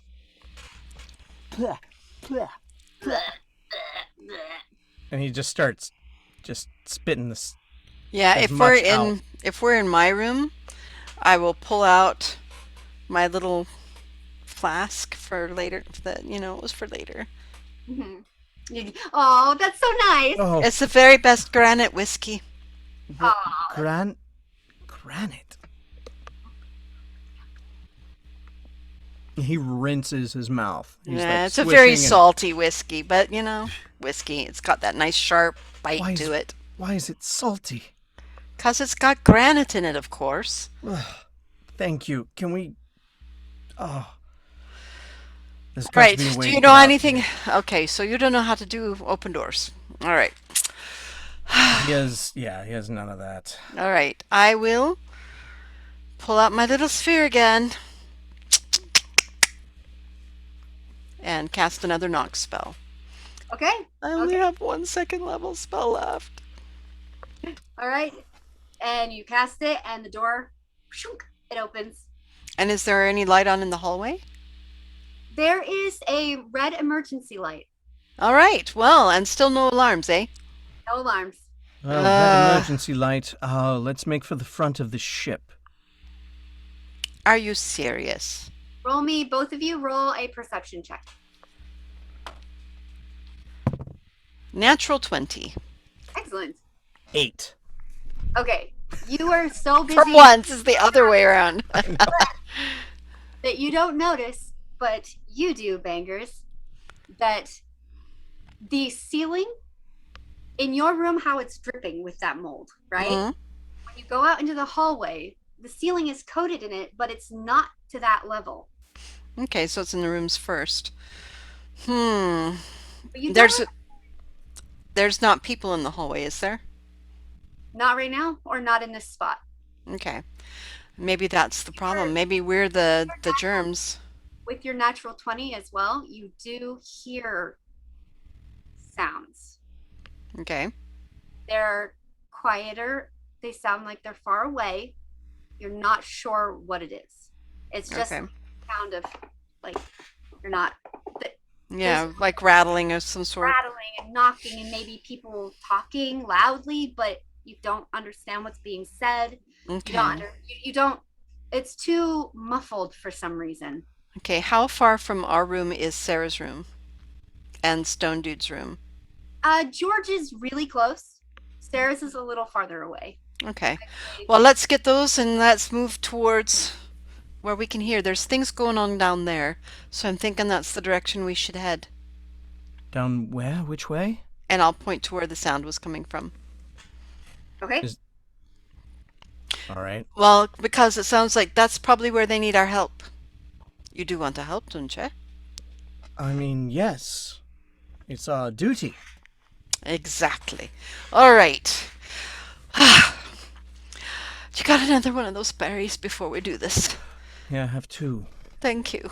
I'll Yes, stuff I them know it's a both into very my mouth stressful and like time. There you are. turn like a chipmunk. All right, now here, give me that back. I'll take the little alarm thing away from your hand again Yes, here. and disengage it, and then show me where George's is. Oh, yes, right this way. Okay. Very close. All So right. you We get This is there. it. You get there and you see that the door is gone. like he shot, and it's not like crumbled on the side of the thing like he smashed it open or anything. Yeah, yeah. Yeah. Okay. So we know how he got out. Yep. All right then. Oh, George. What's weird though is that your alarm thing didn't go off. Well, because it never got put outside his door. It was on. Yeah, you got Mhm. logged in. I'm sorry. Yeah, Mhm. yeah. His door is gone.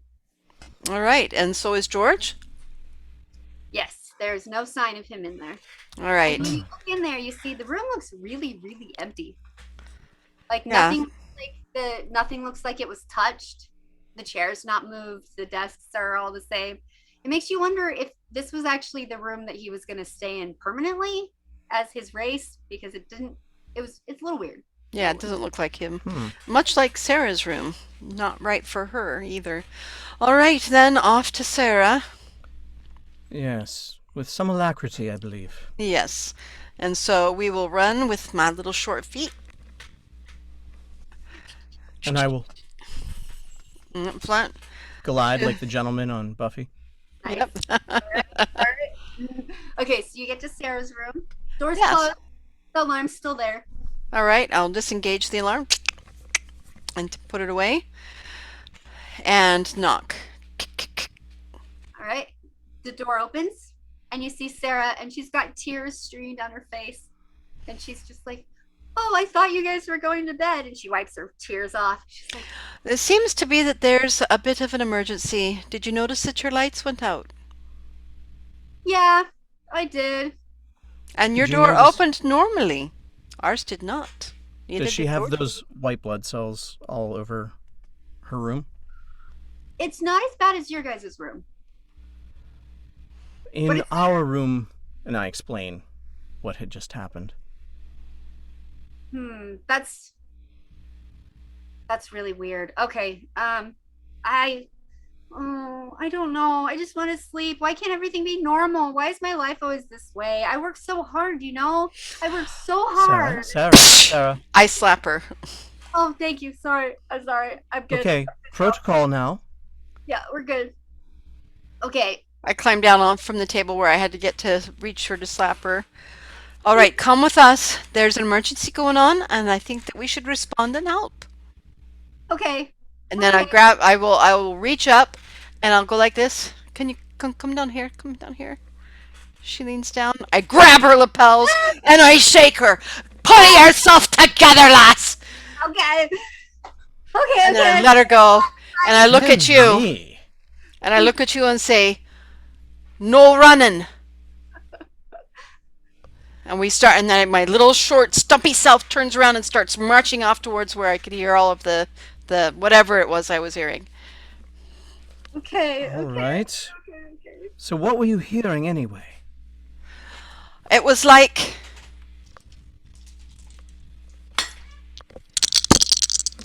and people shouting only from a great distance. Okay, well, I don't know if you guys can hear that, but Really I'm gonna try. That doesn't really tell us what we're heading for. I mean, what if it's Nope. dangerous? It's probably dangerous if they've got red track lights on and all of the lights are off and all of the doors are locked except yours for some reason. I Which don't makes know me why. think that maybe they were going to get ready to feed you to the ship and we're just saving you now, so be happy. Well, but also there was George to consider. George? What happened to George? Who's Well, George? Wait, I'm confused. I'm sorry. George, not. It was the rock guy that was following us. he flew in with us. Came into your room with us and was just very quiet there. Yeah. It's interesting how easy it is to miss George. I want to Yeah, find out how he could do that. Well, he's just very uninteresting. I don't know. But we went to gather him before you, Okay. and his door was ripped apart and his room was empty. Okay, I'm a little scared now. I'm scared. Can I be scared? Don't shoot me again. I'm going with you. I'm just a little nervous.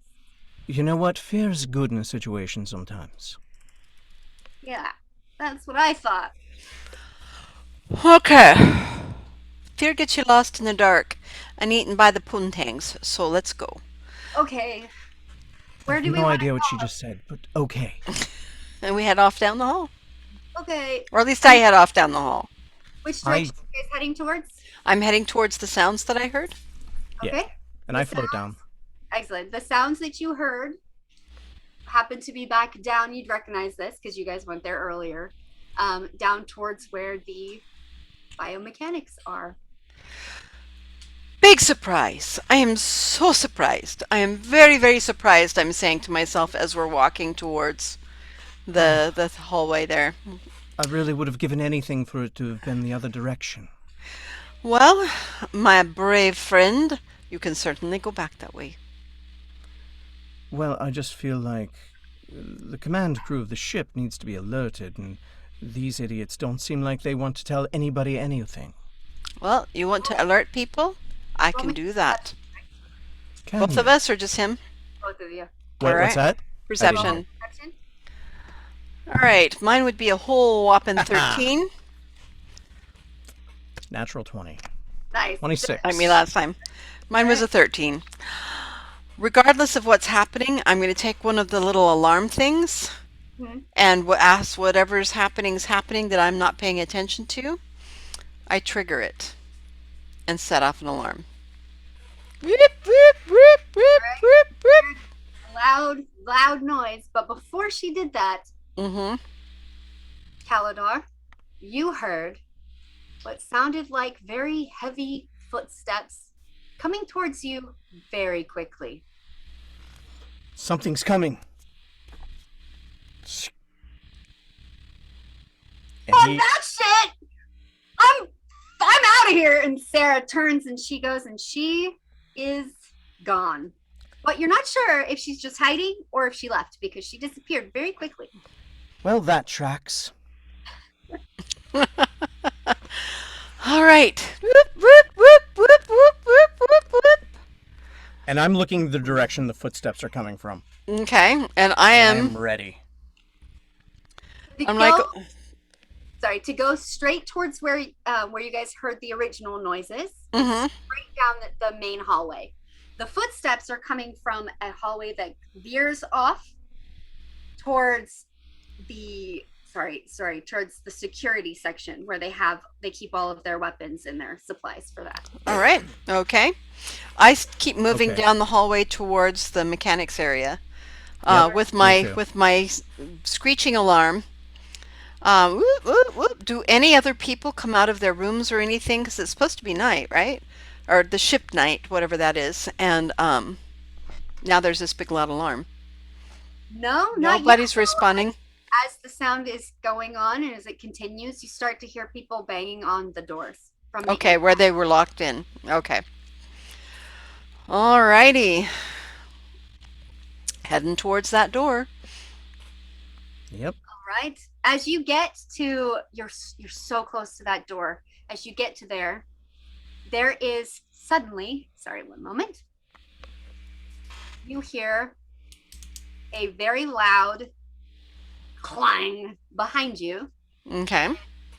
You turn around. Yes. Of course. All right. Perfect. Because if you didn't, that would really be bad. Uh-huh.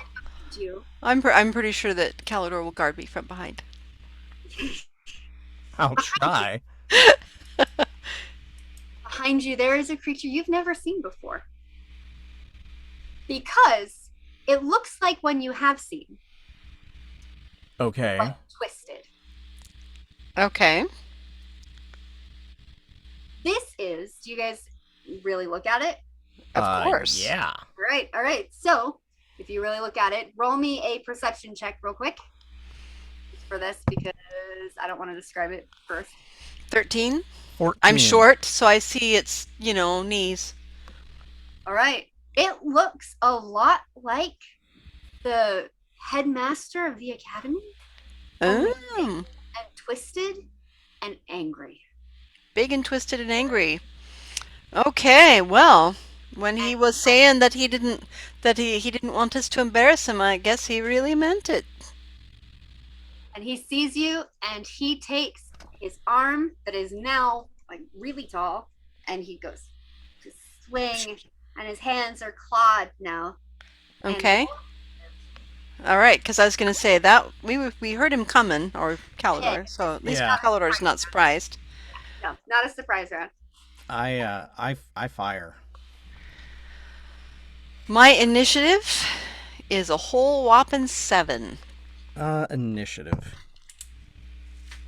My initiative is 24. Okay.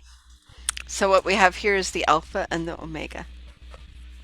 Yes. All right. Where's my initiative? I have it right here. God damn it, where is that? All right. My initiative is 20. So you go first, Caledon. You want to fire? Is that what you said? Calidor. Yes. Caledor, I'm sorry. It's okay. At least it's not Dorian. Sorry. All right. So yes, I'm firing with my hand crossbow. Well, Okay. my wrist crystal. All right. Roll to hit, if you would, please. I would. And that is a 22 to Are hit. you hit? I Roll for hit. damage, if you would, please. I would. Where's my thingamajig? Okay. That is 11 damage. Beautiful. Beautiful. So you hit him before, as he's going to swing, you hit him and he reels back a little bit. Is there anything else you want to do? Move backwards Away from him? You're going to try away it from him. out of his range? Yes. Okay. All right. He has an arm span now of 15 feet, so you have to move a little way. Quite a ways. Wow. Oh my. Yep. This is That very little guy. Yeah. Yep. Okay, so he swings to hit you with 3 attacks. The first 2 are 2 claws, and then he's going to try and bite you. Okay. The armor class. 16. Right. First claw attack misses. Second claw attack hits. And bite attack also hits. Wow. You got 19 on those last 2. Okay. Okay. So, let's see. 2d6. And where are my d4s? Jeez, now I'm Dun rolling. dun dun. Sorry, man. You're fine. Okay, so that's 14 points of damage for both of those. That's for both of those. Okay, but I am light and float backwards. Yes, and this is basically it's a blunt. Like he has claws, so it's a slashing attack. But yeah, you do take the damage reduction for that. Okay, and that was it 2d4? The damage? The damage reduction. Yes, 2d4. 2d4. Yeah. So roll them, and add them up. 3 for both, right? Yeah. Okay, 7, 9. Okay, so I saved 11 points. Perfect. That means that you only have 5 points of damage. Yay! Yay. 5 points. Okay. Yep. Now you have to roll a Constitution saving throw.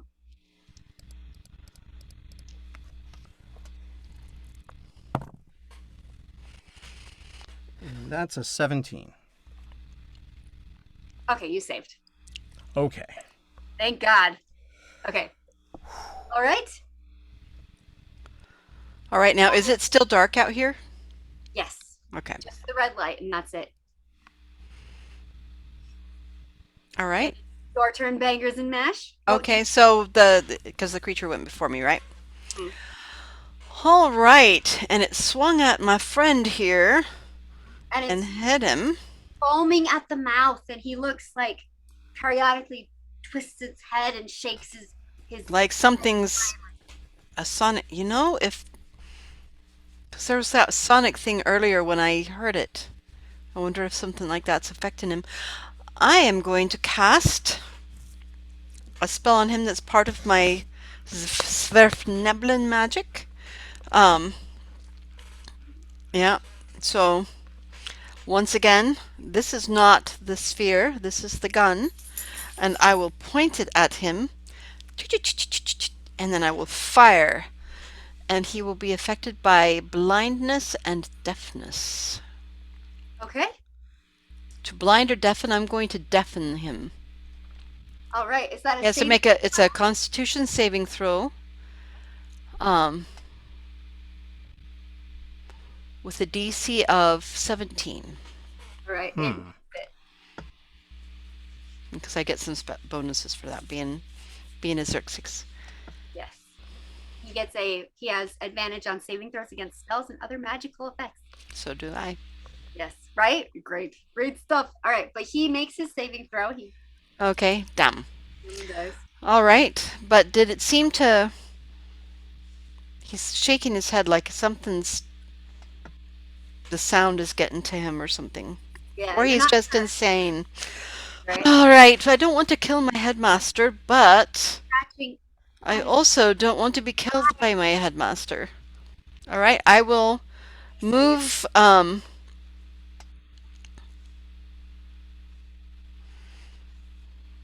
All right. I can cast non-detection, but I can't do that because I have to cast another spell. I will move my full movement Okay. away opposite from Calidor, Okay. so that he's got to split his attention between the two of us, Okay. as if I'm flanking him. Okay. Excellent. Okay. All right. Back to the top of the round. Calidor, it's your turn. What do you do now? I'm going to move back further as I shoot. Okay. So you're going to keep retreating. Yes. All right. All right. Roll to hit if you would. That is 18 on the die, so You hit. it's a 27 to hit. Awesome. Nice. Fine. Okay. No problem sitting there. And 9 points of damage. All right. Excellent. So, okay. And that is my second shot. All right. All right. All right. So it's his turn now. Is that correct? Are you done? I am done. I've Okay. moved back as far as I could. All right. All right. He is going to charge at you, Calidor, Because you just heard him. because you just heard him. Exactly. He's going to charge at you, and he's going to try to just bite you and grab with his teeth. And that, I'm assuming that does not hit. Is that that's a 11? No, that does not hit. Perfect. Okay. Okay. He misses. And as he misses you, he's not paying, it's like he's not paying any attention to where he's going. So he just lashes out at you with his mouth to try and bite you and misses and hits his head into the ground and gets back up, and he's just like shakes his head and drools down, and he's sliding and it's splashing everywhere, and he's just looks so agitated and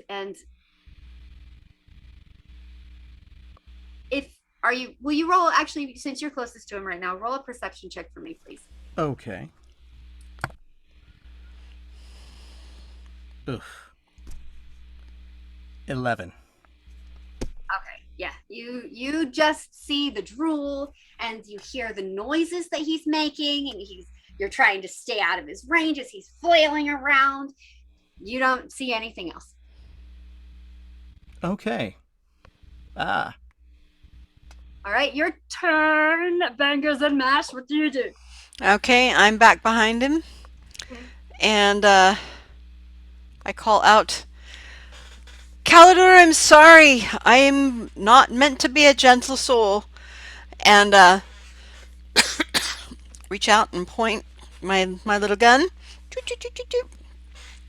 And all of a sudden, 4 glowing bolt arrows, like laser bolts, come shooting out of the gun and strike him. That would be magic missile at 2nd level. Awesome, which is an automatic. Yep, it's an automatic hit. There's no save involved. Perfect.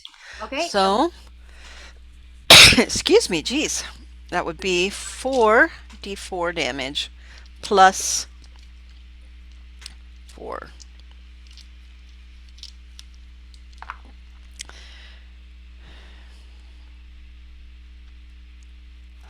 So 8 plus 4 would be 12 points of damage. Beautiful, beautiful. Okay, 12 points of damage. And, since I'm behind him, it hits him right in the butt. Perfect. As it hits him in the butt, he goes, And I will shout to draw attention away from Calidor for a moment. I always hated your classes. You were a stupid teacher. Your lectures were boring. I fell asleep. As you say that, you can almost see the anger in his eyes. Yeah. That in and feels very offended. Actually, I can't see his eyes. I can see the anger in his butt. Well, that works. And he turns and he like. Oh, so my taunting worked. Great. All right, but now he has turned away from you and you are flanking him, Calidor. Okay. And with that, I'm going to stab him.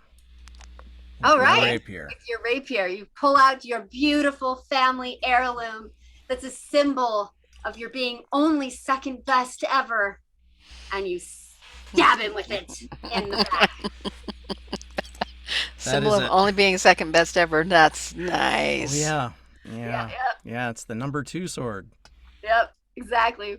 What sort did of you like roll bathroom code. Huh? Exactly. That is a 15 on the die, so it's a 22 to hit. Beautiful. You hit. Okay. Roll for damage if you would. I would. Okay, so that's 10 points of damage. Beautiful. Awesome. Awesome, awesome, awesome. You guys are ticking away. Excellent. Excellent. All right. At his turn, he's being hit from all sides. So he's confused now. And he doesn't fully know who to attack. And he goes and he turns towards the little thing way up there in front of him. And he taunting him. Wonderful. Yes. Wonderful. I will. So he leaves my Yes, so you do get an attack of opportunity. Okay. Just checking. No, please. That is an 18 to hit. You hit. Yes, you do. Yes, we don't want it to be the mash part of bangers and mash. Thank you. It's 12 points of damage. Beautiful. Excellent. Excellent. All right. All right. So you rolled for your opportunity attack. He's charging now. How far from him are you? Me? Yeah, how far did you move? As far, well, since I could only move my regular movement, I'm about 25 feet from him. Okay. He is going to move as far as he needs to get into to have you be within arm's range. Okay. Take one claw attack at you, All right. which is a that's a 22. Does that hit? Oh, yes. All right. Wow. My armor class is 12. Okay. But but does he get my little flap? My little wings, my vestigial wings. Oh, Instead, I don't know I'll pull that across me. if he does. Hold on one moment. He does not, unfortunately. Ah. All right. So he rolled a 12 points of damage, if you would. All right. Roll me a Constitution saving throw, please. Okay, I have 3 points left. Ow. I'm very little. 3 hit points. Uh-huh. Oh shit. Oh no. All right. My Constitution saving throw was 17. Excellent. You've made it. You're good. Phew. You're good. Okay. Well, no, I'm not that good. It's like he hits me, and my little body just goes flying. Ah! Hit the wall, slide back down. It's very cinematic. Okay. Okay. Real quick. So right after you, Ouch. It's my turn. all of a sudden, Mm-hmm. before you can do anything, Mm-hmm. there is this kroom, kroom, kroom, kroom, kroom sound as George comes charging down the hall behind you and just goes full barrel into this thing. Is George any bigger than normal, or is he just his No, normal, George kind of is smaller stone normal. self? Yeah. He's Wow. still just normal sized, but he is But he is stone, so there we go. he's gonna do what he can. All right, then. That's a nice distraction. Ow. Ow. Ow. And then he is going to punch this thing and headbutt it. All right. That is Yeah. all. He's going to headbutt it. Sorry, not punch. Damn, George.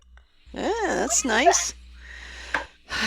Okay, well, He misses, Oh. unfortunately, but he's there. distracting. That's a good thing. And now it is my turn?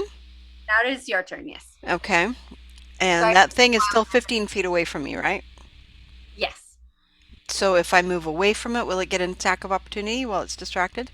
Yes, it will. Well, only if I move more than 5 feet. I am, however, going to move 5 feet out of its, so it has to move to swing at me. Beautiful. Okay. All right. And I am going to say ow a lot. Ow, ow, ow, ow. Piece of shit. God damn it. Motherfucker. Um,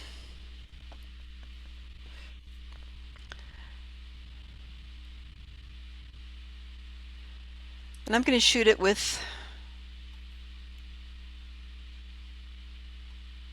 No, you know what? I take that back. I'm not going to do that.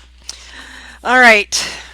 I actually move forward because I'm stupid and I'm very near death. Oh my. And with my little hand, I go, "You son of a bitch! I give you an F." And I touch him and do shocking grasp. All right. And that is a touch attack, correct? Yes, it is. All right. So What do it you does. So his armor doesn't matter. Perfect. Perfect. Perfect. All right. So that would be 15. All right. That hits exactly. All right. So shocking grasp. Lightning springs from my hand Okay. and shocks him for a whole 1d8. Still something. Still something. Who knows? might be near death. Mm-hmm. Yeah, maybe. All right, that would be a 6. All right. All right. Getting there. You're getting there. He's And then starting. I dramatically fall to one very small knee. Nobody can actually see because I'm already so short, but and like All right. Awesome. Awesome. Awesome. All right, Calidor, back up to you. Well, I'm far away again, so I'm going to float back about 10 feet and All right. fire again. Fire your crossbow Like- bolt pistol thing, Mhm. Crystal. Yeah. Yeah. And that is a 16 to hit. You hit. Oh. Yep. Okay. Ugh. 8 damage. 8 damage. Okay. All right. Minimum damage. Minimum damage. All right. The worst headmaster ever is now faced with George in front of him, Mm-hmm. and George is trying to like hold him back, and so the headmaster reaches down and bite onto George and attacks him. Aw. Poor George. Oh shit. Okay. Hang in there, George. Actually, no, he just wants to hug him and squeeze him, God, kiss him, and call him George. call him George. Oh shit. Sorry, George. I love you. Mhm. George was too good for this world. We'll never forget him.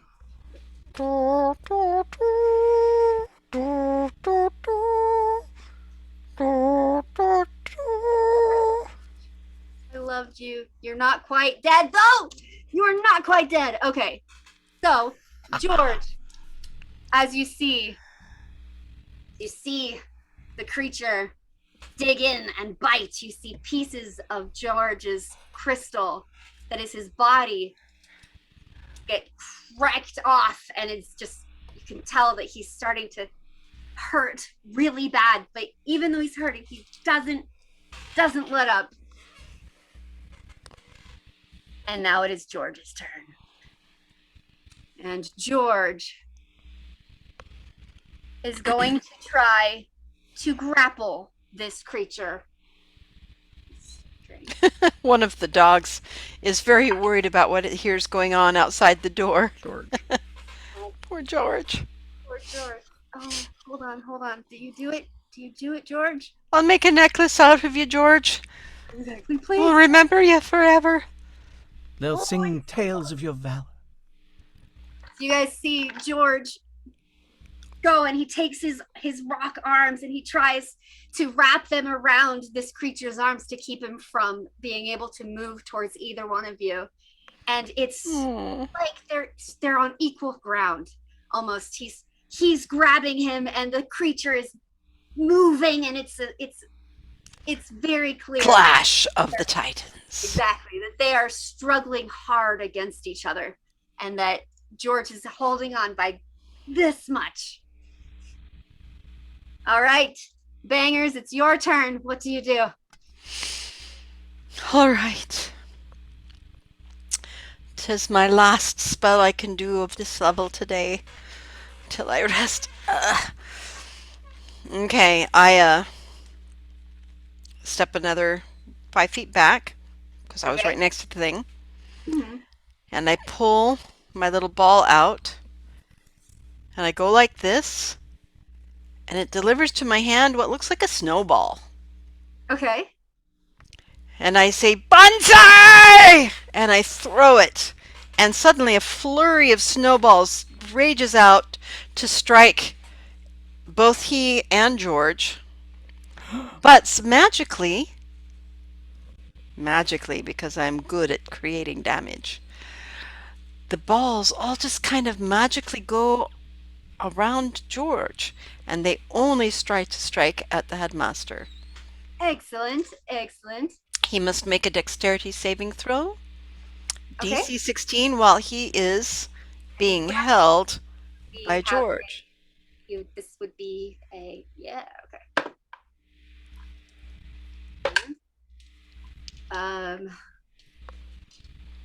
What does he have to hit?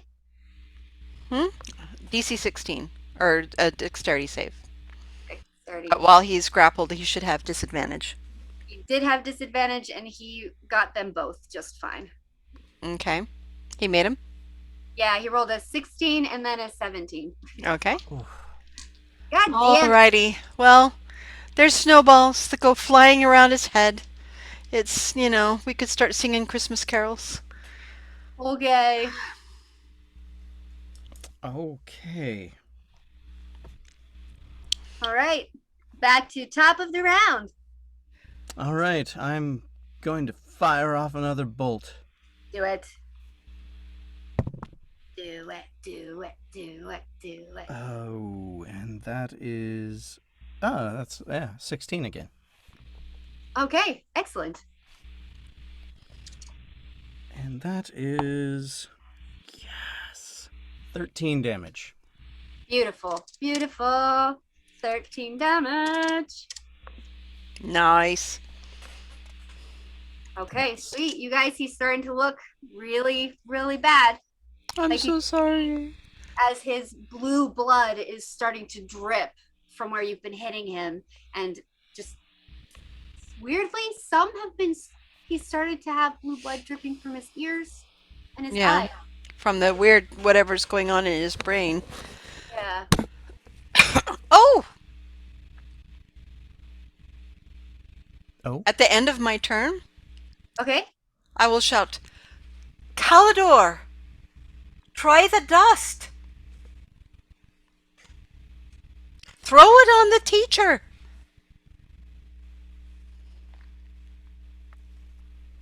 Okay.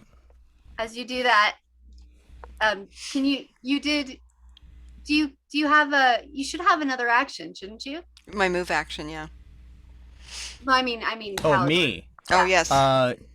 Yeah, I have a move. Okay.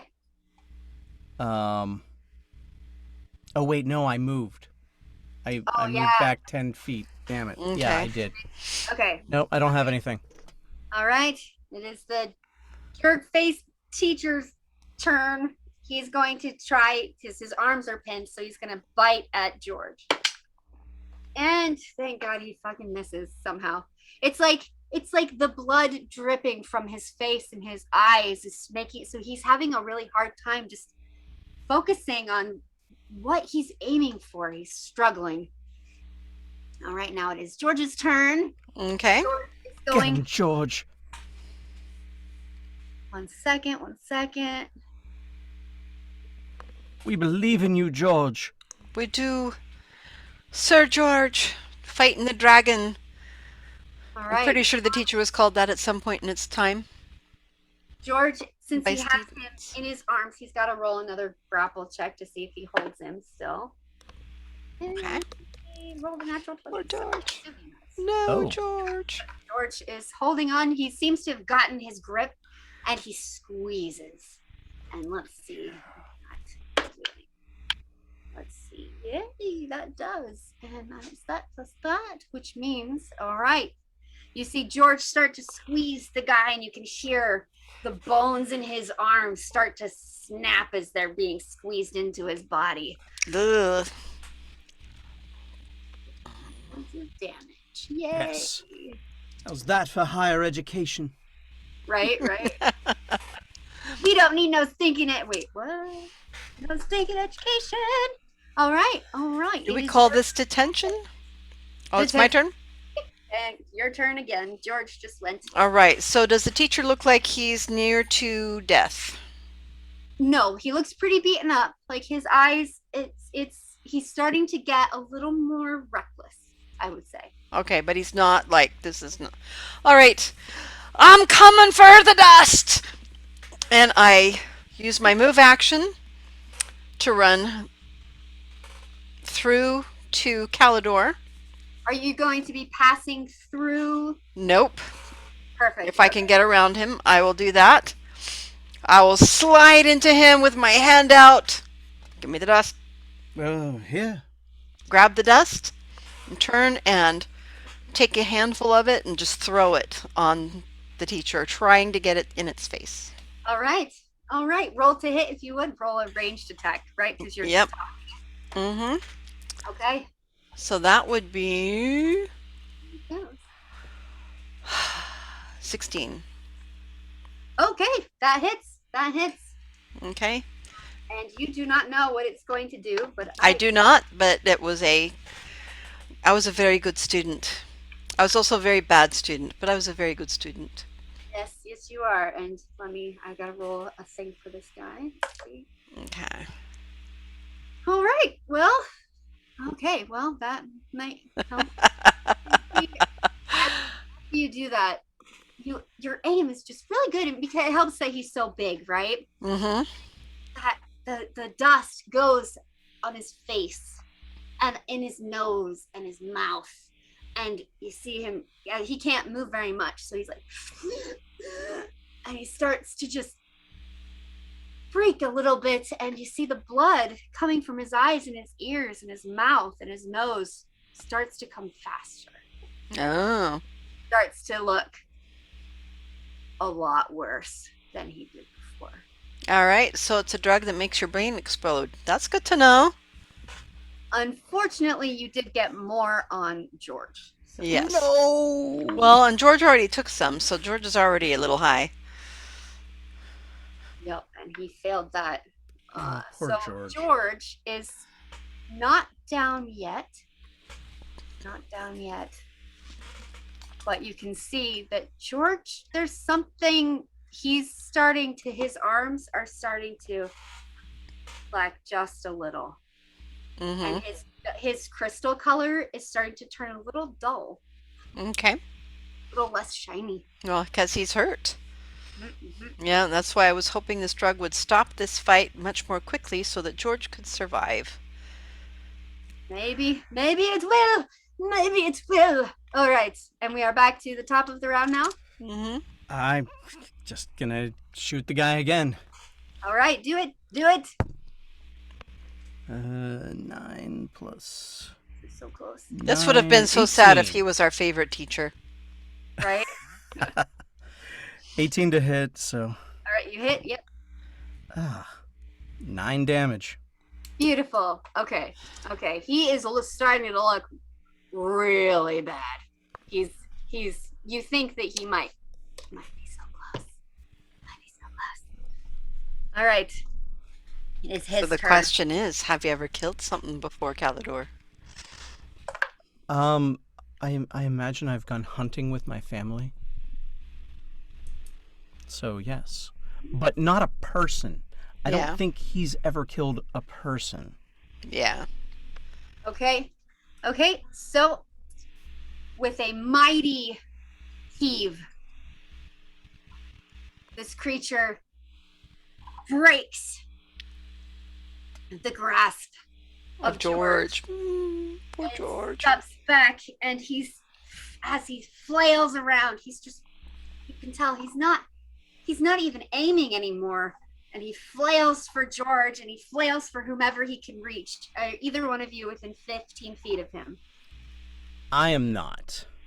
And I'm right next to him. Well, actually, depending on how far I could throw. I would say you're just out of range. We'll Okay. do that for you guys. I was about 30 feet away. if that Okay, helps. so when I was right next to you, so. Okay.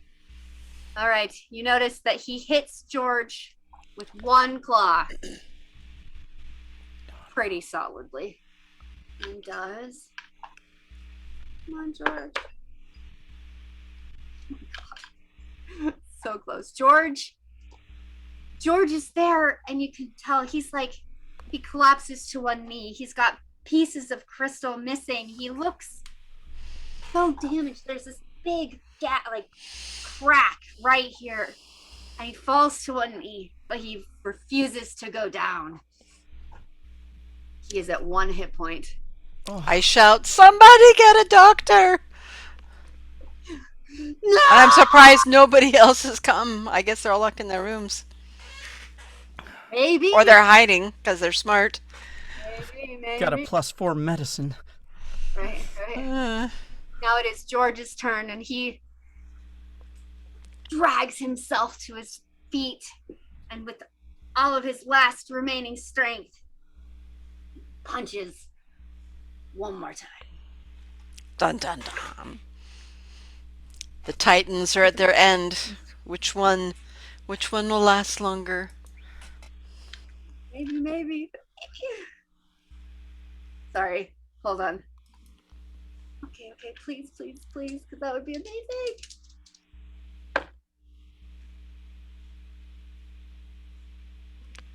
Hold on. Sorry. I'm so close. See him punch, and he gets a really solid punch, and there's blood splatters everywhere as you see the just any orifice is starting to just ooze blood from this guy. Ew.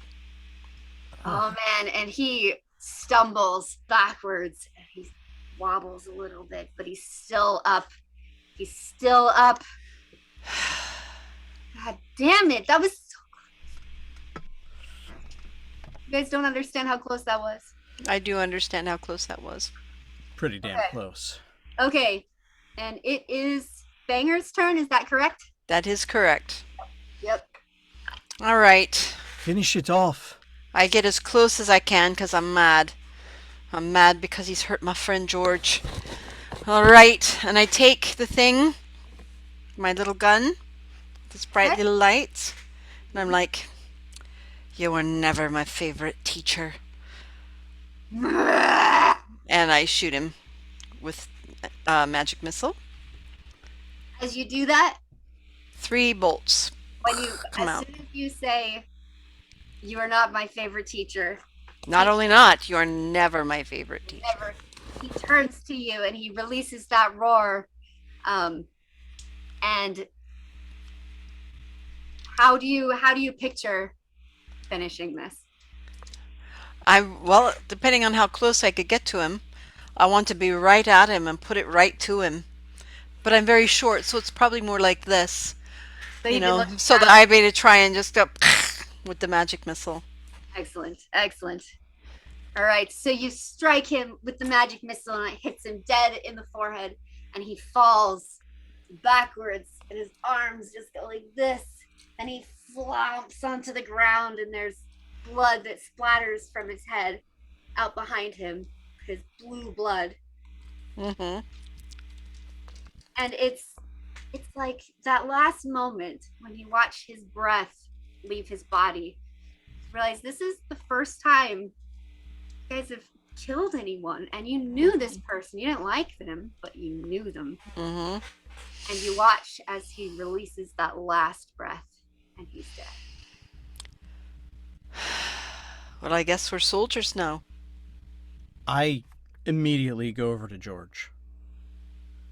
George is not looking good. He punched and then he fell back down to one knee, and after he saw the guy go down, he fell to his knees and he just sits there. Hang in there, George. We're gonna get you help. I try to do some kind of first aid. Okay, you can On him. stabilize him, yeah. Do you want like a medicine or? Yes, if you would roll me a medicine check, please. Puppy, what you doing? Yes. That's a dirty 20. Sweet, excellent. He is stabilized. He's not going to get any worse. You are able to stop. What's interesting with George is he is bleeding. You didn't realize this, but when you get up to him and you're trying to stabilize him, from the cracks, there is it's like a clear liquid that's just kind of trickling out. Poor George. Never seen it before. Never seen one of these guys bleed before. You didn't know it was possible. Okay, George, we're going to get you some help. Can you walk? He doesn't say anything. Roll me, both of you. How are you both coming over to George? I know you are at George. Are you as well? I am not. I am actually inspecting the teacher, just Okay. staring at him, thinking very hard, and feeling some things. Okay. Calidor? I'll Y- say over my yes, shoulder. he's kind of holding Busy. George, Yeah. but he'll look up at you like, You Well, see in her little black face, her milky white eyes, it's hard to get expression when you're used to looking at regular eyes and stuff, but she looks really angry. You've never seen this. Normally I'm the jokester and the fun person and the eater and stuff. She looks angry. what Says, what's going on? somebody did this. Somebody knew this was going to happen. I would stake my life on it, and I will not stop until I find out who did this. I wholeheartedly agree, but we have to think of George right now. We've got an alarm going. I've been shouting medical help. Nobody's coming right now. We're going to have to take him somewhere. All right. Trying to think of where a medical bay would be. All right. Trying to remember the schematics of the ship that we you were showed at one point. you Where was the medical wing? it is so the hallway that the teacher ran from that he Mhm. charged you from. It's in that direction. All right. Well, we go back the way he came. We'll see what we find that way, eh? All right. Well, let's. Calidor, roll a perception check for me, please, while you're helping George, if you would. Okay, that is a 15. Okay. Well, luckily you're right there up in his face, trying to help him stand up. As you look at him, you notice that his eyes are a little tinted red. That's not normal. Banger, do you see this? Look at his eyes. Okay. I will leave the body. But first, the headmaster, did he have like an amulet or a ring or something that showed that he was the headmaster of the school? Yes. Are you Oh, going to do a search on his body? yes. And I will take that off. Okay. As you roll me a search, an investigation, if you would. Okay. 13 plus 7 would be a 20. Excellent. All right. Give me Sweet. 1 moment, and I will tell you what you see. Okay. Okay, so you get the signet ring that signifies that he's the headmaster. As you're going through his body, his body to find anything that you can or anything. Mhm. A couple things you notice is that his eyes are very red, Oh dear. and he doesn't have anything else on him. He has the ring, Because he was just already wearing that. and that's it. And it looks almost like when you look at him, it looks like whatever was happening to him did more damage to him than you guys did to him. Got it. Most of the blood is from his head. From his head, from whatever was happening. All right. I'll glance over to where Calidor said, look at this, and see George's red eyes. George's eyes are not as red. They're just Not as red. They're just starting to get there. just starting to get red. Is the ichor on the walls? Yes, it is everywhere. The mold, the black mold is everywhere.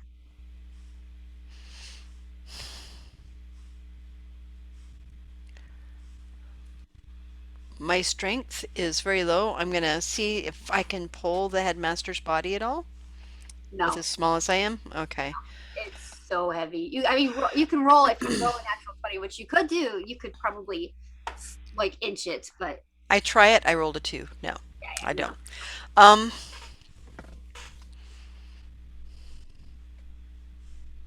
sick or moving?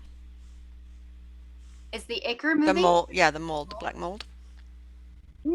You'd have to stare at it for a while to actually notice if it's moving or growing or Well, anything. or if it's like dripping like it was in our room, because it wasn't when we first came out. But is it now? It looks like it might be heading there, but Okay. only the spot that's Where we are? yeah. Okay, it doesn't like us. We are some form of disease or something to it. Let's get him over to sick bay, and I need to do some thinking. Yeah, I think we all need to be doing some thinking. Mm-hmm. Perhaps of getting off this ship. Good idea. All right. Sarah, follow us if you can. You don't hear No, any. yeah, I know we don't hear anything, but I'm going to I help believe you. she's long gone. We'll see. I'm going to help you carry George, and we'll head down that corridor. All right. At least I'll head down that corridor, holding the arm. Yeah. Hopefully you're coming too. Oh yeah, oh yeah. Yeah, absolutely. Holding them up. Trying to, anyway. He's little. So my question is, it's almost 11. Mm-hmm. You guys want to pause here and finish this up in one more session? Or do you want to keep going? Because there's still Quite a ways, yeah. I would Yeah. say pause and do another one. all right. If we have all our players next week, we could do Darklight and do this one on a different day and record it and put it out there. Yeah, Well, yeah, we can do also- that. Also, That way we we're- don't interrupt everybody else's playing too. yes, I think that sounds good. And then also, if any of them want to play at this point in time, it's This is a good place to come in. Yeah. a good place Right. as well. All right. Awesome. All right. Thank you, everyone. This is where we're going to end the episode for tonight. Whee!